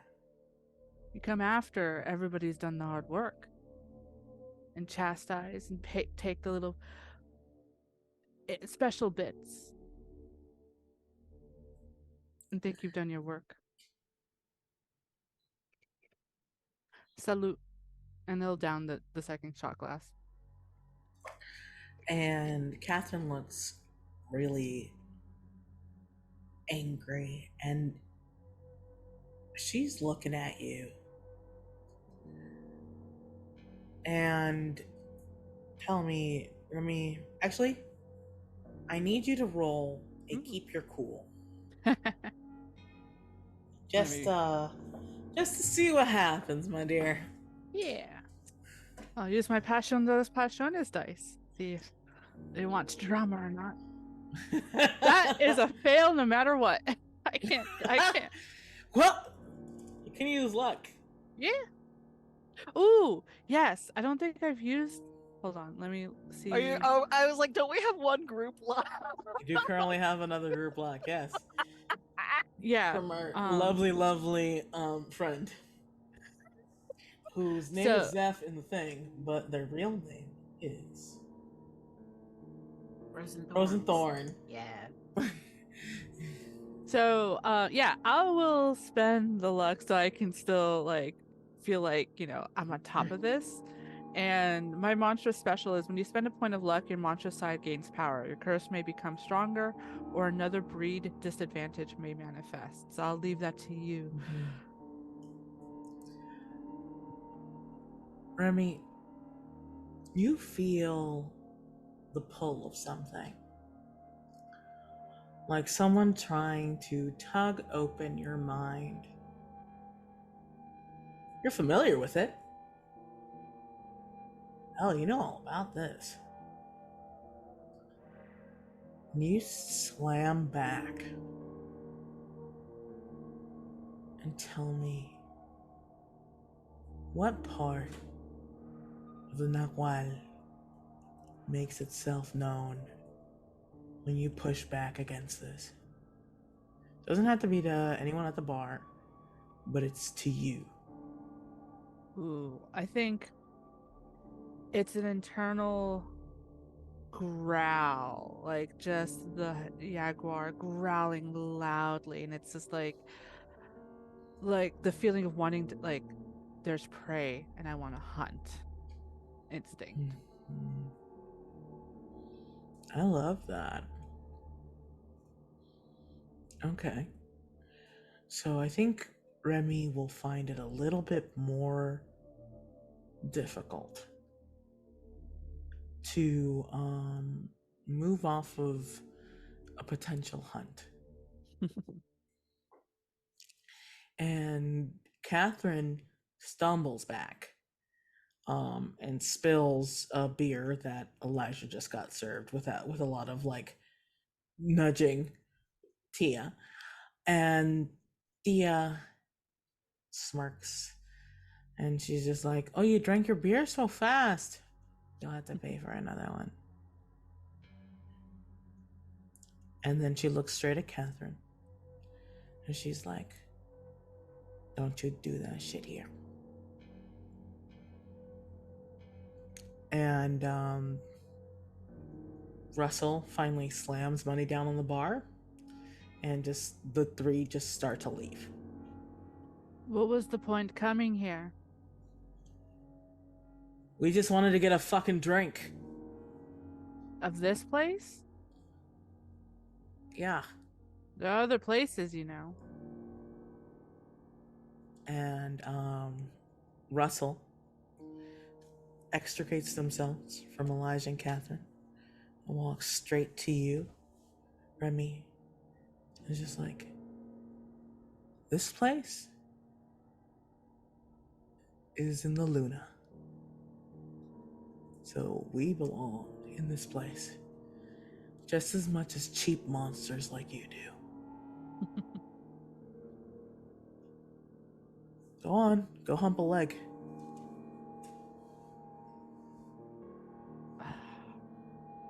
I think they're gonna have to roll to keep it cool again. Unfortunately. Unfortunately, I love this. You don't have to. You can just go. You don't have to try to keep your listen, cool. if you want to go on. Well, it's more that to make they don't want to be kicked out of Via Jesus. It's more waiting to attack outside rather than just attacking inside, because that would be dumb. Understood. So yeah, I rolled an 11. So yeah, I think it's just like they just kind of wave, and like as soon as the three are done, they'll pay any money to Tia that they owe, and then start to stalk them. All right, I'm gonna do an O at the table because stalking. Want to make sure we're all good. All right. So, because you rolled so well on to keep your cool, to keep yourself together for this, right? And you rolled so well to keep from a mental intrusion. And you're following this predator drive that you newly feel very much in your body, right? it's easy to follow them. You don't have to roll for it. They're not exactly they're not exactly smart prey. They're just powerful prey. There's a difference. You can smell it on them. Power drips from these three. You think that's part of the reason why they can kind of still exist here for being as annoying as they are. What are you doing? I think uh, mm, they don't, unfortunately, because they're trying to be good, like Oscar said. They're not going to attempt to attack, but they want to see where, like, do they have a hotel room, or like where are they going off to next? They're presuming they're going to go to sleep or whatever, but want to confirm that they're not going to, like, find someone else to harass or annoy, or worst case scenario, go after V.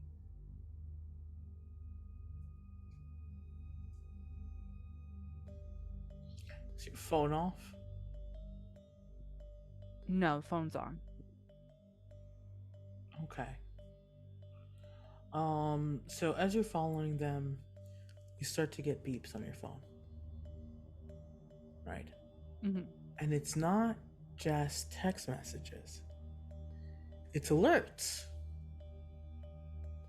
And so you probably would have signed up for these alerts after Oscar like annoyed you about it. Just basically like anything that the Centro might be concerned with, they can send a message to the community. Right? And it's just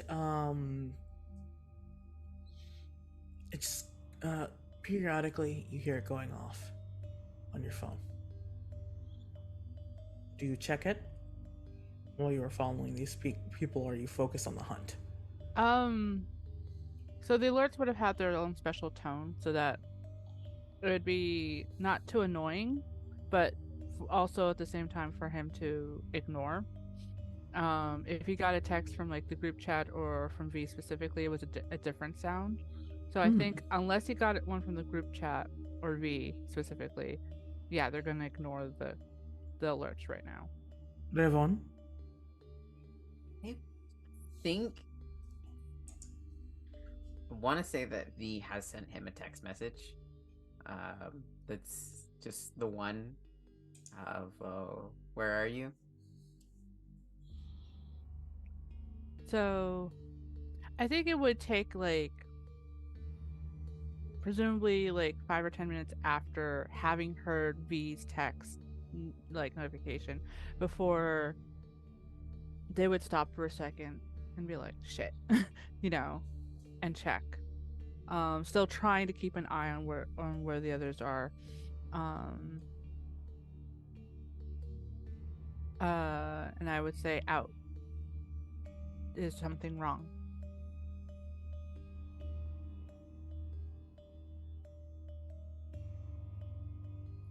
I think V would respond, no, all good. You coming home? And curious, where are they now? Like, where are we in the city, town? I think you've passed from the main street where the community center and a lot of businesses are, and you're starting to be more where a lot of like single family homes have begun. So like not townhouses, not apartments like the center of the city. You're starting to reach like single family homes. And again, there's like a couple people out even this late, like on their porches and sort of like talking. And every now and then when you pass a house, you are hearing an alert sound, and you're getting an alert on your phone. It's probably the opposite direction of where V lives. Mm-hmm. I think before responding to V, I finally do look at the alert. Um, right in the many messages you've received, it is saying, how can we let someone dangerous in this neighborhood? Like, we must remove this threat. They have caused damage. They will bring twilight. However, our other characters, just as a heads up, have not been receiving these alerts.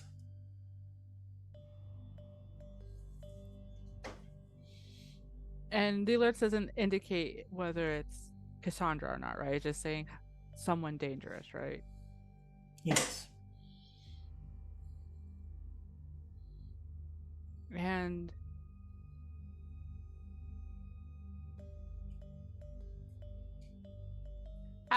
like kind of making a like mental note of where they last saw the trio going to. It's like, okay, they're in this part of the neighborhood and everything. It's like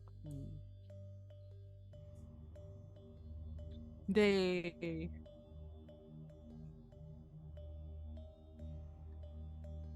they're annoyed, very annoyed, because it could be Cassandra, it could be them that this alert's about. Because of course Remy wasn't hiding the, transforming and attacking and all that earlier. And I think they just do the on my way letters to V, and they kind of like are turned around and stalking to V. Not mad at V or anything, but they are like just pissed right now. Yeah, I would expect it. Yeah. Gotcha. And I mean, as you walk away, the last thing you notice before you turn around is that you realize that the three of them have been on their phones this entire time while walking. Mm-hmm. And as you continue to leave, the further you get, you were getting like an alert every minute. After a certain distance, they stop repeating.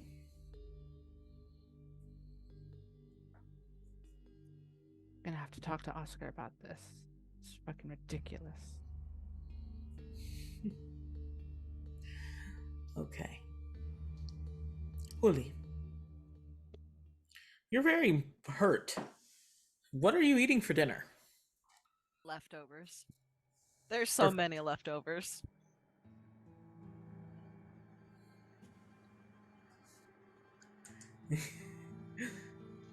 Willie is very proud of them for this.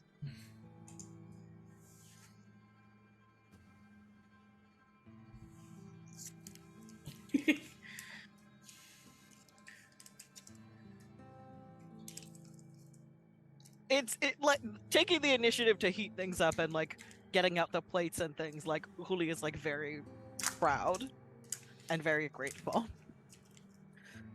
and is just like sitting at the kitchen table, like hands flat against it, like.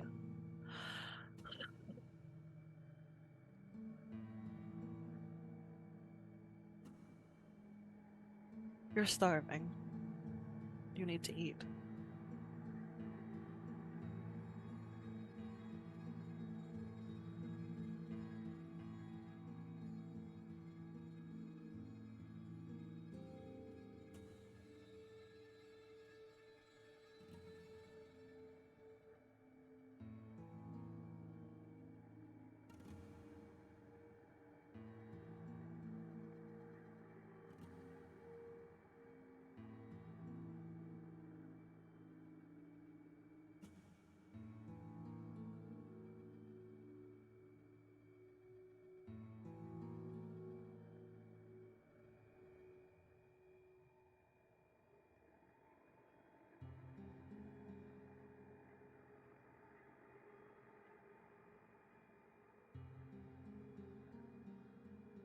Yeah.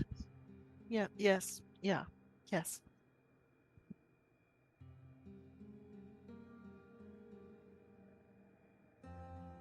Of course, we can talk first. What's going on? I mean, specifically, I guess.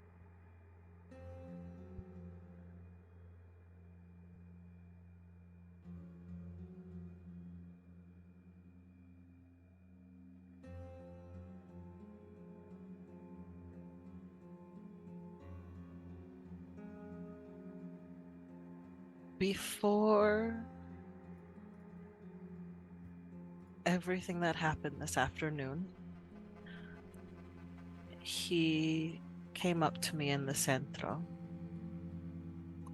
and he told me that your house is slated to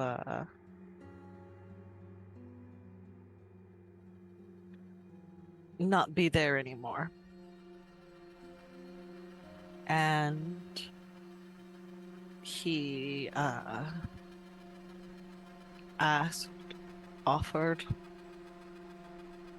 to, I guess, trade my house, this house, for yours.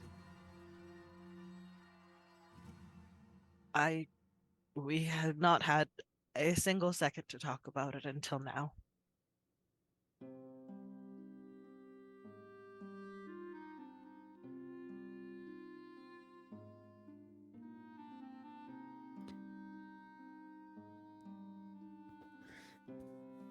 I'm just.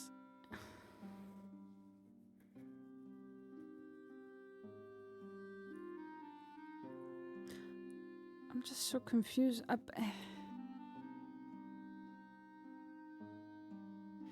So he wants this house, and he wants to give you my house, but he's planning to get rid of my. I'm confused. He's the one who kicked me out of our house when my dad disappeared. I think the reasons was more like the thing was either your house gets demolished or this one does. At least that was what he made it seem like.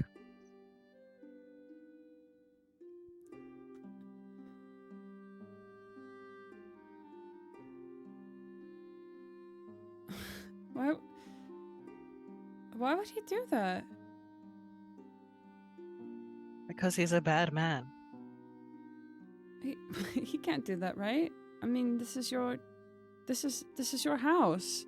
He can't just take it from you, right? No, he can't. This is my house. My family has owned it for a long time, and I'm very grateful for that.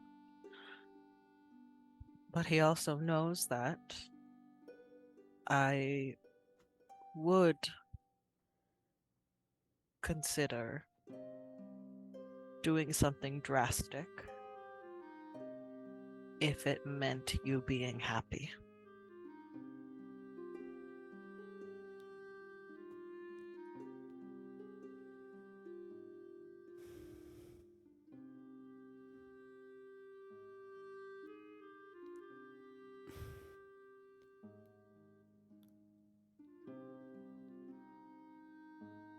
How old were you when you were kicked out of that house? I mean, it wasn't too long ago. I mean, it was before I came here. It was only. I was old enough, I was told, to go and find a place on my own. So I was 18, so it was only 2 years ago, so I mean, it wasn't that long ago. We have not talked about it too much, which I don't want to pry, but I wanted to ask. Yeah. Well.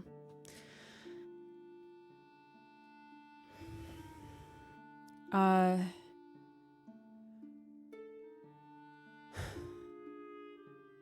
Me.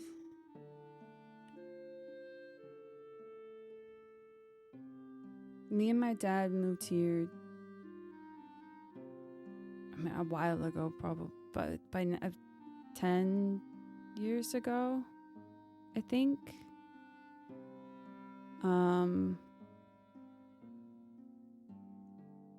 I mean, it was just me and him growing up, so it was fine. It was a new place. There was the ocean, and it was.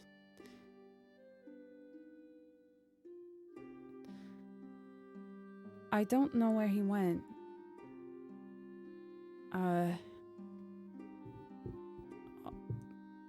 All I know is 2 years ago, he was supposed to come home, and then he didn't, and then he still didn't come home, and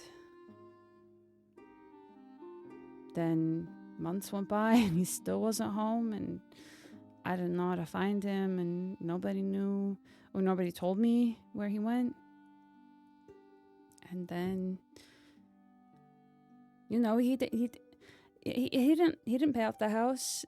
I didn't know how to take care of a house. I didn't know how to pay for things. And then Bradshaw shows up one day and says, "Hey, you gotta go. This is ours now," or something like that. I don't remember. That sounds exactly like him, honestly. It was a pretty good impression. Yeah, well, there's some things that kind of steer in your mind, and that's one of them.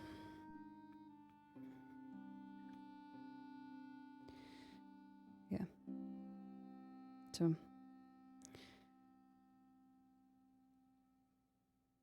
Would that Yeah. house make you happy? If my dad was in it, yeah. But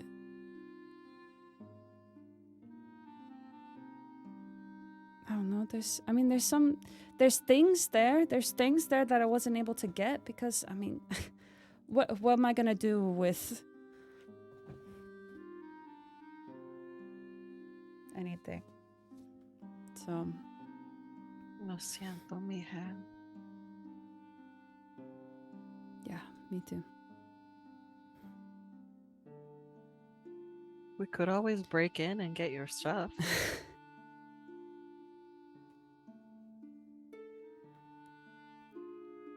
Just maybe not tonight. No, not tonight.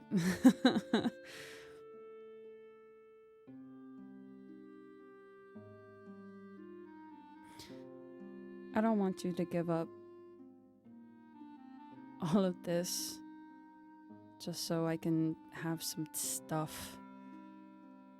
Have an empty shell of what a home is. This feels more like home now than anything has for a while. I mean, I lived here for a long time, and it was really only in these last 2 years where I actually got to meet people and I actually cared about people and felt like this was, you know, where I was supposed to be. It is where you're supposed to be. And we all love you very much. Tú eres mi familia. Ya sabes eso. You know that. Yeah, that's why I don't want to leave. I don't want to leave, and I don't want you to lose this. I don't want to lose this. I mean, if my dad ever shows up again, then maybe we can, I don't know, we'll figure something out, but you're here and he's not, so... and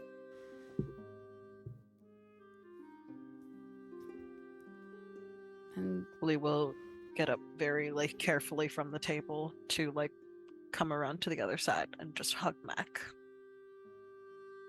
Big and tight hug.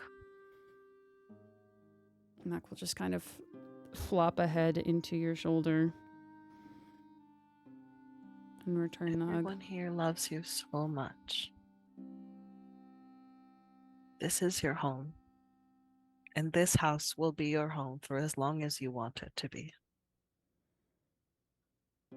But I didn't want to take away a place with memories if you wanted them.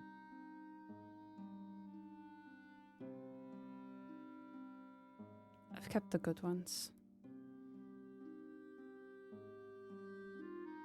And maybe V and I can break in, I don't know, tomorrow or after the party or something like that, and I can be Ten nostalgic cuidado. or something. Yeah. Hey, you want to know though? Mm. Now we can tell Bradshaw to fuck off. And Yeah. do you want to tell him? Because I bet that would feel pretty good.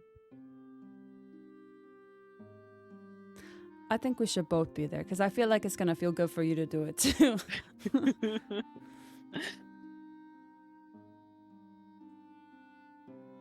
Quiero mucho. Just another squeeze. I think Max smiles and then it drops a little bit. I have another. There's something else I want to talk about too. Okay. And they'll like move. Well, they'll if there's not a seat next to you, they'll move one over towards you so you can sit down. So you're not just standing there. And they'll move the food out of the way a little bit. It's definitely going to need to get heated back up. Heat it up again. Yeah. I went with V.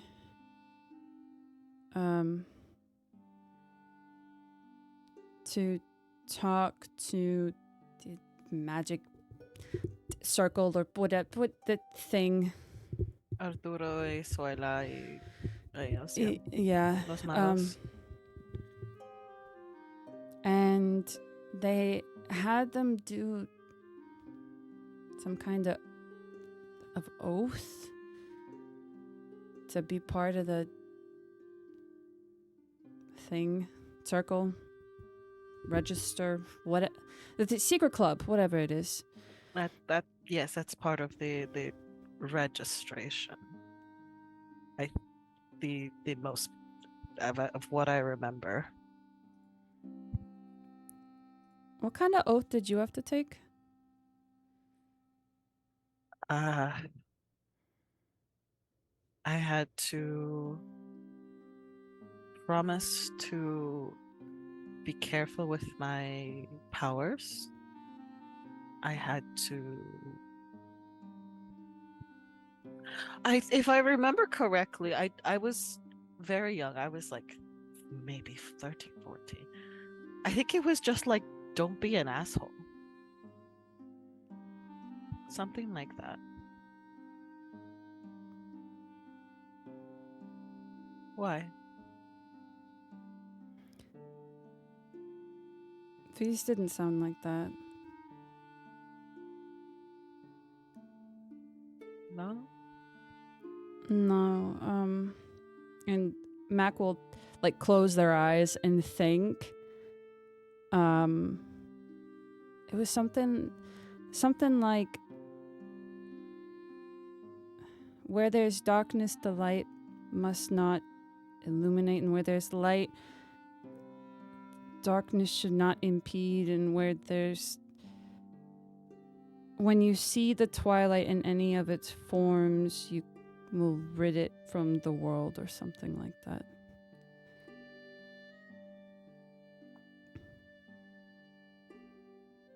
Huh. That sounds like emo poems. That's not what I did.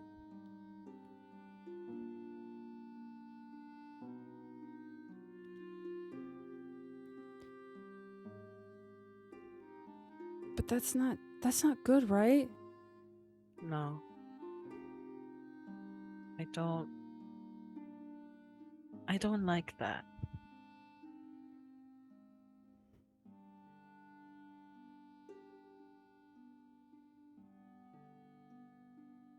Think maybe we will have to talk with V about it tomorrow. I talked a little bit with him afterwards, and I know that they don't want to do anything to hurt anybody.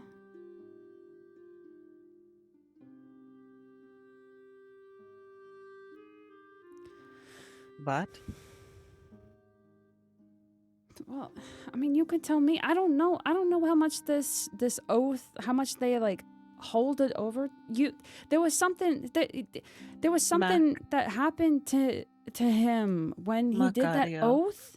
Like, is he gonna get hurt every time that he tries to not hurt? I don't know. But I do know that if he tries to hurt a single hair on your head, he won't have one anymore. Please don't hurt him.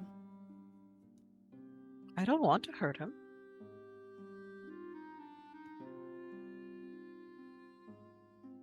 I don't want to hurt anybody. Well, I don't want to hurt most people. I don't want to hurt V. But I do want to keep you safe.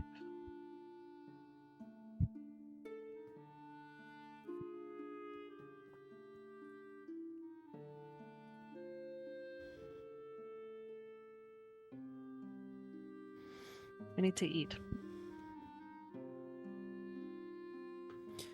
Yeah, let me and Mac's gonna just stand back up and dump the 2 plates back into the Tupperware and put it back in to reheat.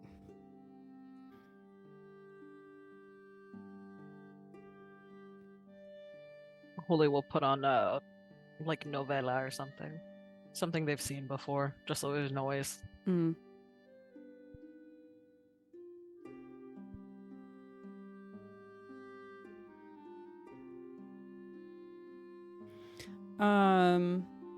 I think while they're eating with the novella on, I think Mac's gonna text V. Oh God.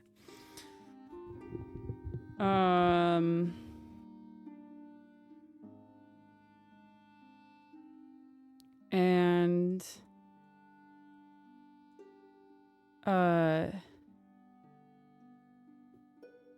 is just going to say, I trust you, but I hope you know what you're doing.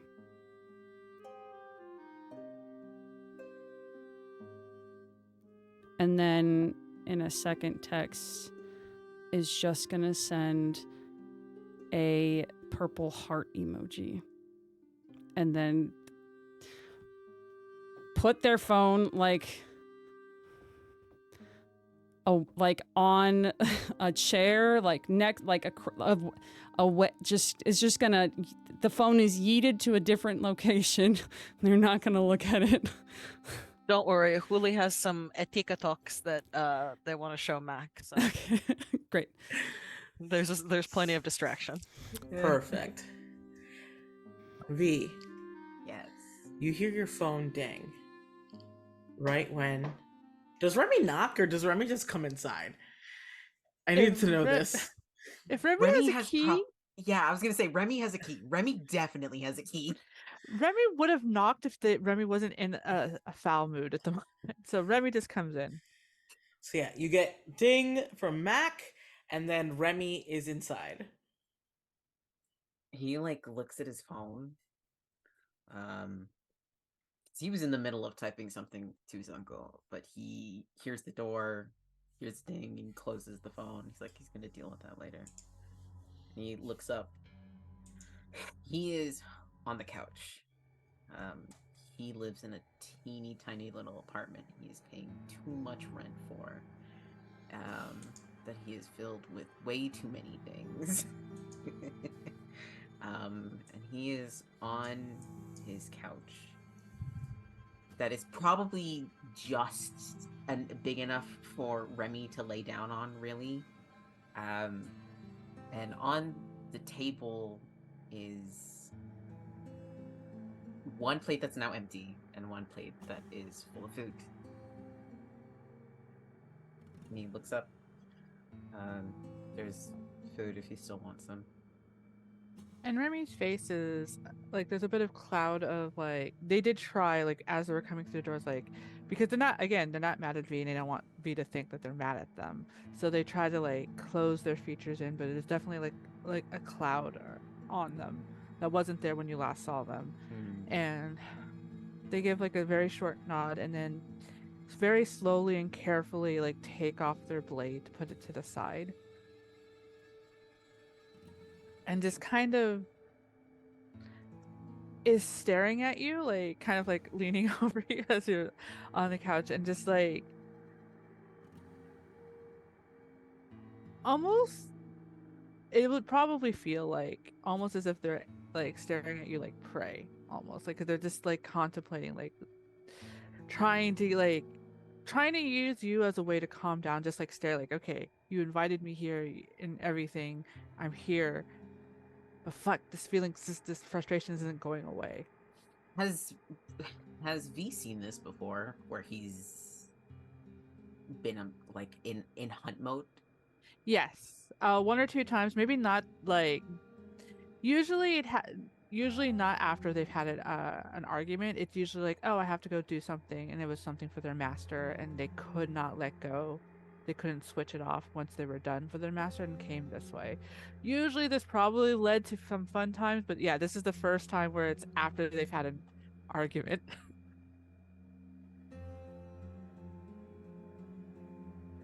V is like half laying on the couch.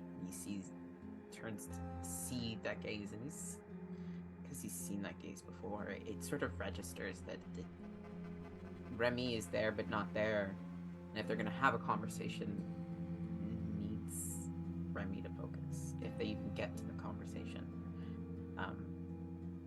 So he sort of like reaches up, and if you allow it, he wants to take his face, like cup his face, and very slowly like guide him into him. So he's just face first and chest,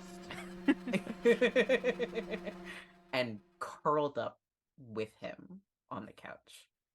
And I think there's like that, and it's happened before, like, yeah, that little hesitant resistance, like kind of thinking, like, what are you doing? Like, should I fight? Like that instinct, and then like slow, like relaxation and leaning over you. And yeah, just kind of this longer than usual it would happen, but they just kind of like a cat would just like puddle on top of you essentially. And considering everything that's happened today, I think you hear and feel their chest hitching as they try not to keep the sobs away because they've been on adrenaline this entire day and they're crashing hard suddenly.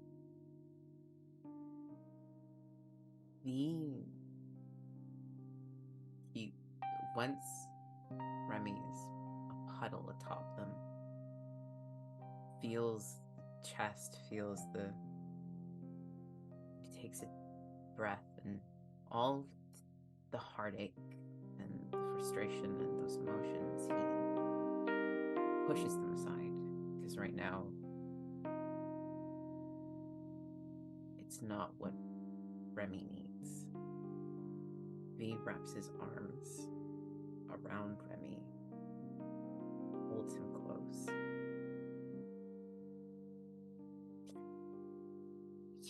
And it sort of sits in his chest still, like that realization of he loves this person so much, and he doesn't realize it, but it starts to waver in his eyes, that the tears are coming, and he holds him to his chest. I know, mi amor.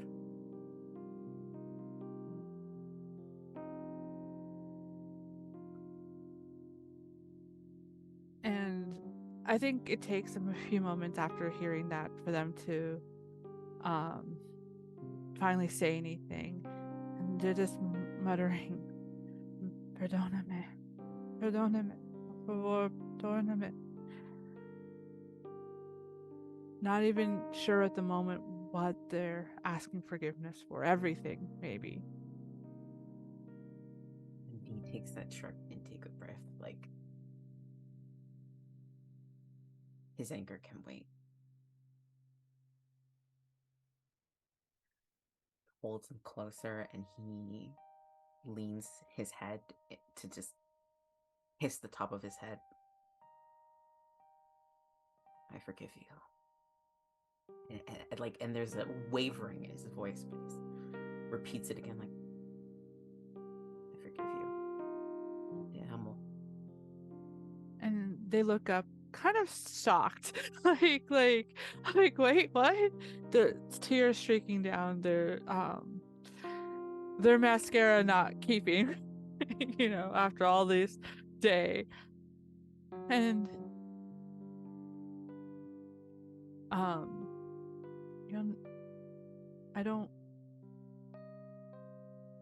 I don't want to lose you.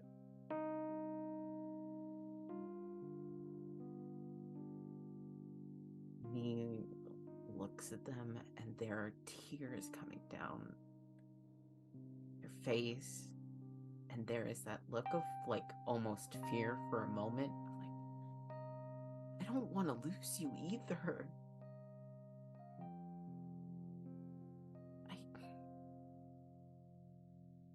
Can we talk about it tomorrow? I just need you right now.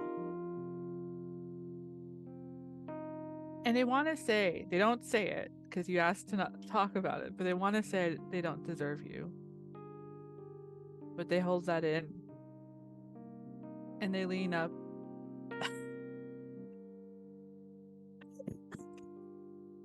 God damn it, Rita. The action cam kills me. They lean up and they nod. I can't tell you everything tomorrow, but I'll try. He closes their eyes, and there's that little bit of heartbreak. It's of course not. Of course, when does V ever get to know everything? But he's just okay.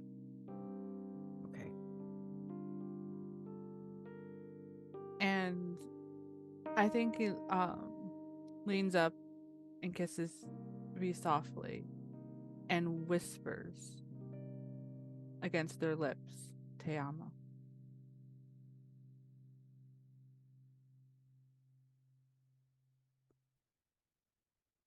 He kind of grins. Te amo también. And on that lovely note, I will leave you with a final message. As all of you lay down to sleep, whether in each other's arms in separate rooms, you feel something relax over you. A deep calm. And V, like a breath on your ear, you hear, you want to know about Remigo?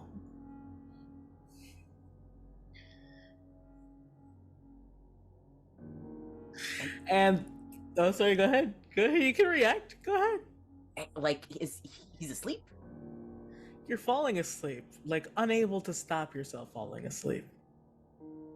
And wait, like, he says it out loud, does not realize. Yes.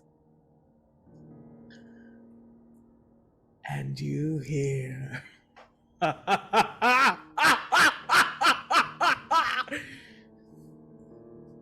That's our show for tonight, guys.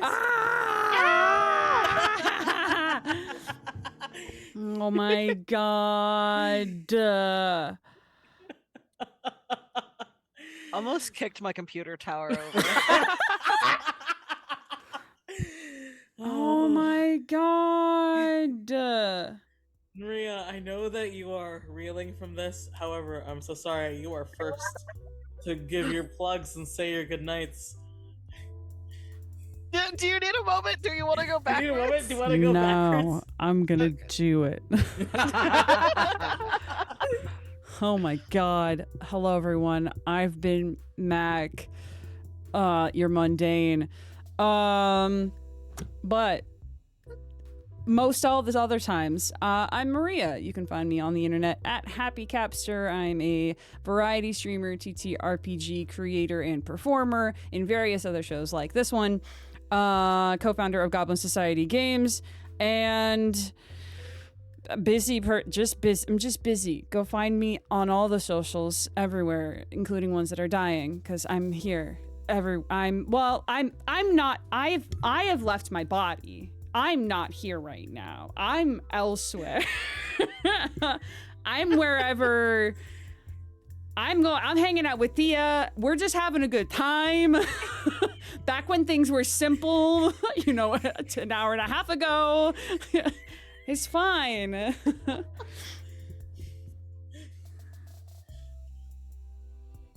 Go, Hi. Ravon, go. Go. I know. I'm trying to pull it together. I'm so sorry. I'm not really. I'm very moved. Hi, I'm emotionally damaged. No, I mean, I'm Ravon. You said the same thing twice. You're right. Emotionally damaged. Hi, I'm Ravon. My pronouns are he, they. You can find me anywhere as the Mythic Bunny, if I'm not emotionally reeling from this game every week. And you can also find me mostly on Blue Sky. Yay! On the Hell site, we don't speak of it. And on Twitch, where I play a PNG jackalope tuber who ended up in a library and is confused just like I am. We'll play video games for you. Hola, everybody. I go by Diana Moon online. I use she, her pronouns. You can find me on Twitter and Blue Sky as Diana Moon, or on Twitch and YouTube as XDianaMoonX, or on Sundays on twitch.tv/Norgasm Noir with the Reclaimers, an all POC RPG group. This Sunday, we'll be talking about big bad cons, the highs and the lows, and everything in between. And soon on Girls Run These Worlds, there will be a masks campaign that was pre-recorded and that we'll be streaming. That will be awesome. I don't know the dates yet. I don't even know if I'm supposed to mention it, but fuck it. If anybody asks, I'm emotionally compromised right now. It's Victor's fault. But yeah, that's where you can find me right now. Hi, I'm Rena at Liquid Rena on the internet.com. I do a lot of stuff, and I have a lot of feelings, and you should follow me because I talk about my feelings a lot. Thank you. Good night.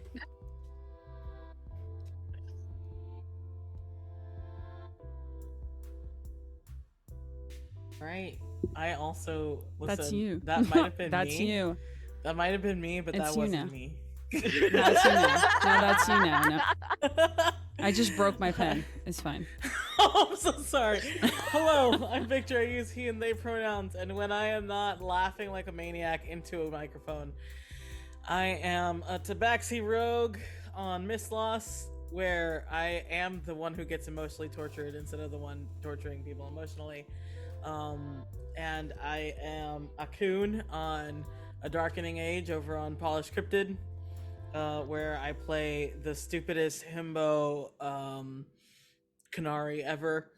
I am also going to be a part of a two-part Follow Me Down actual play on Halloween and Dia de los Muertos / Dia de los Difuntos, with Valiant Dorian and with C Plays producing, and it's going to be a really fantastic time.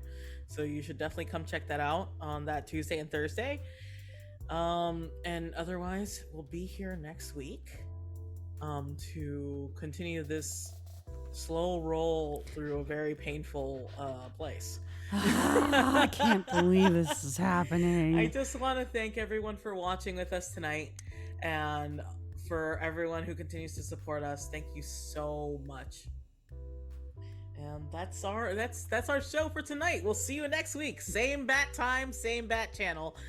Goodbye, everyone. Bye. Goodbye. Goodbye.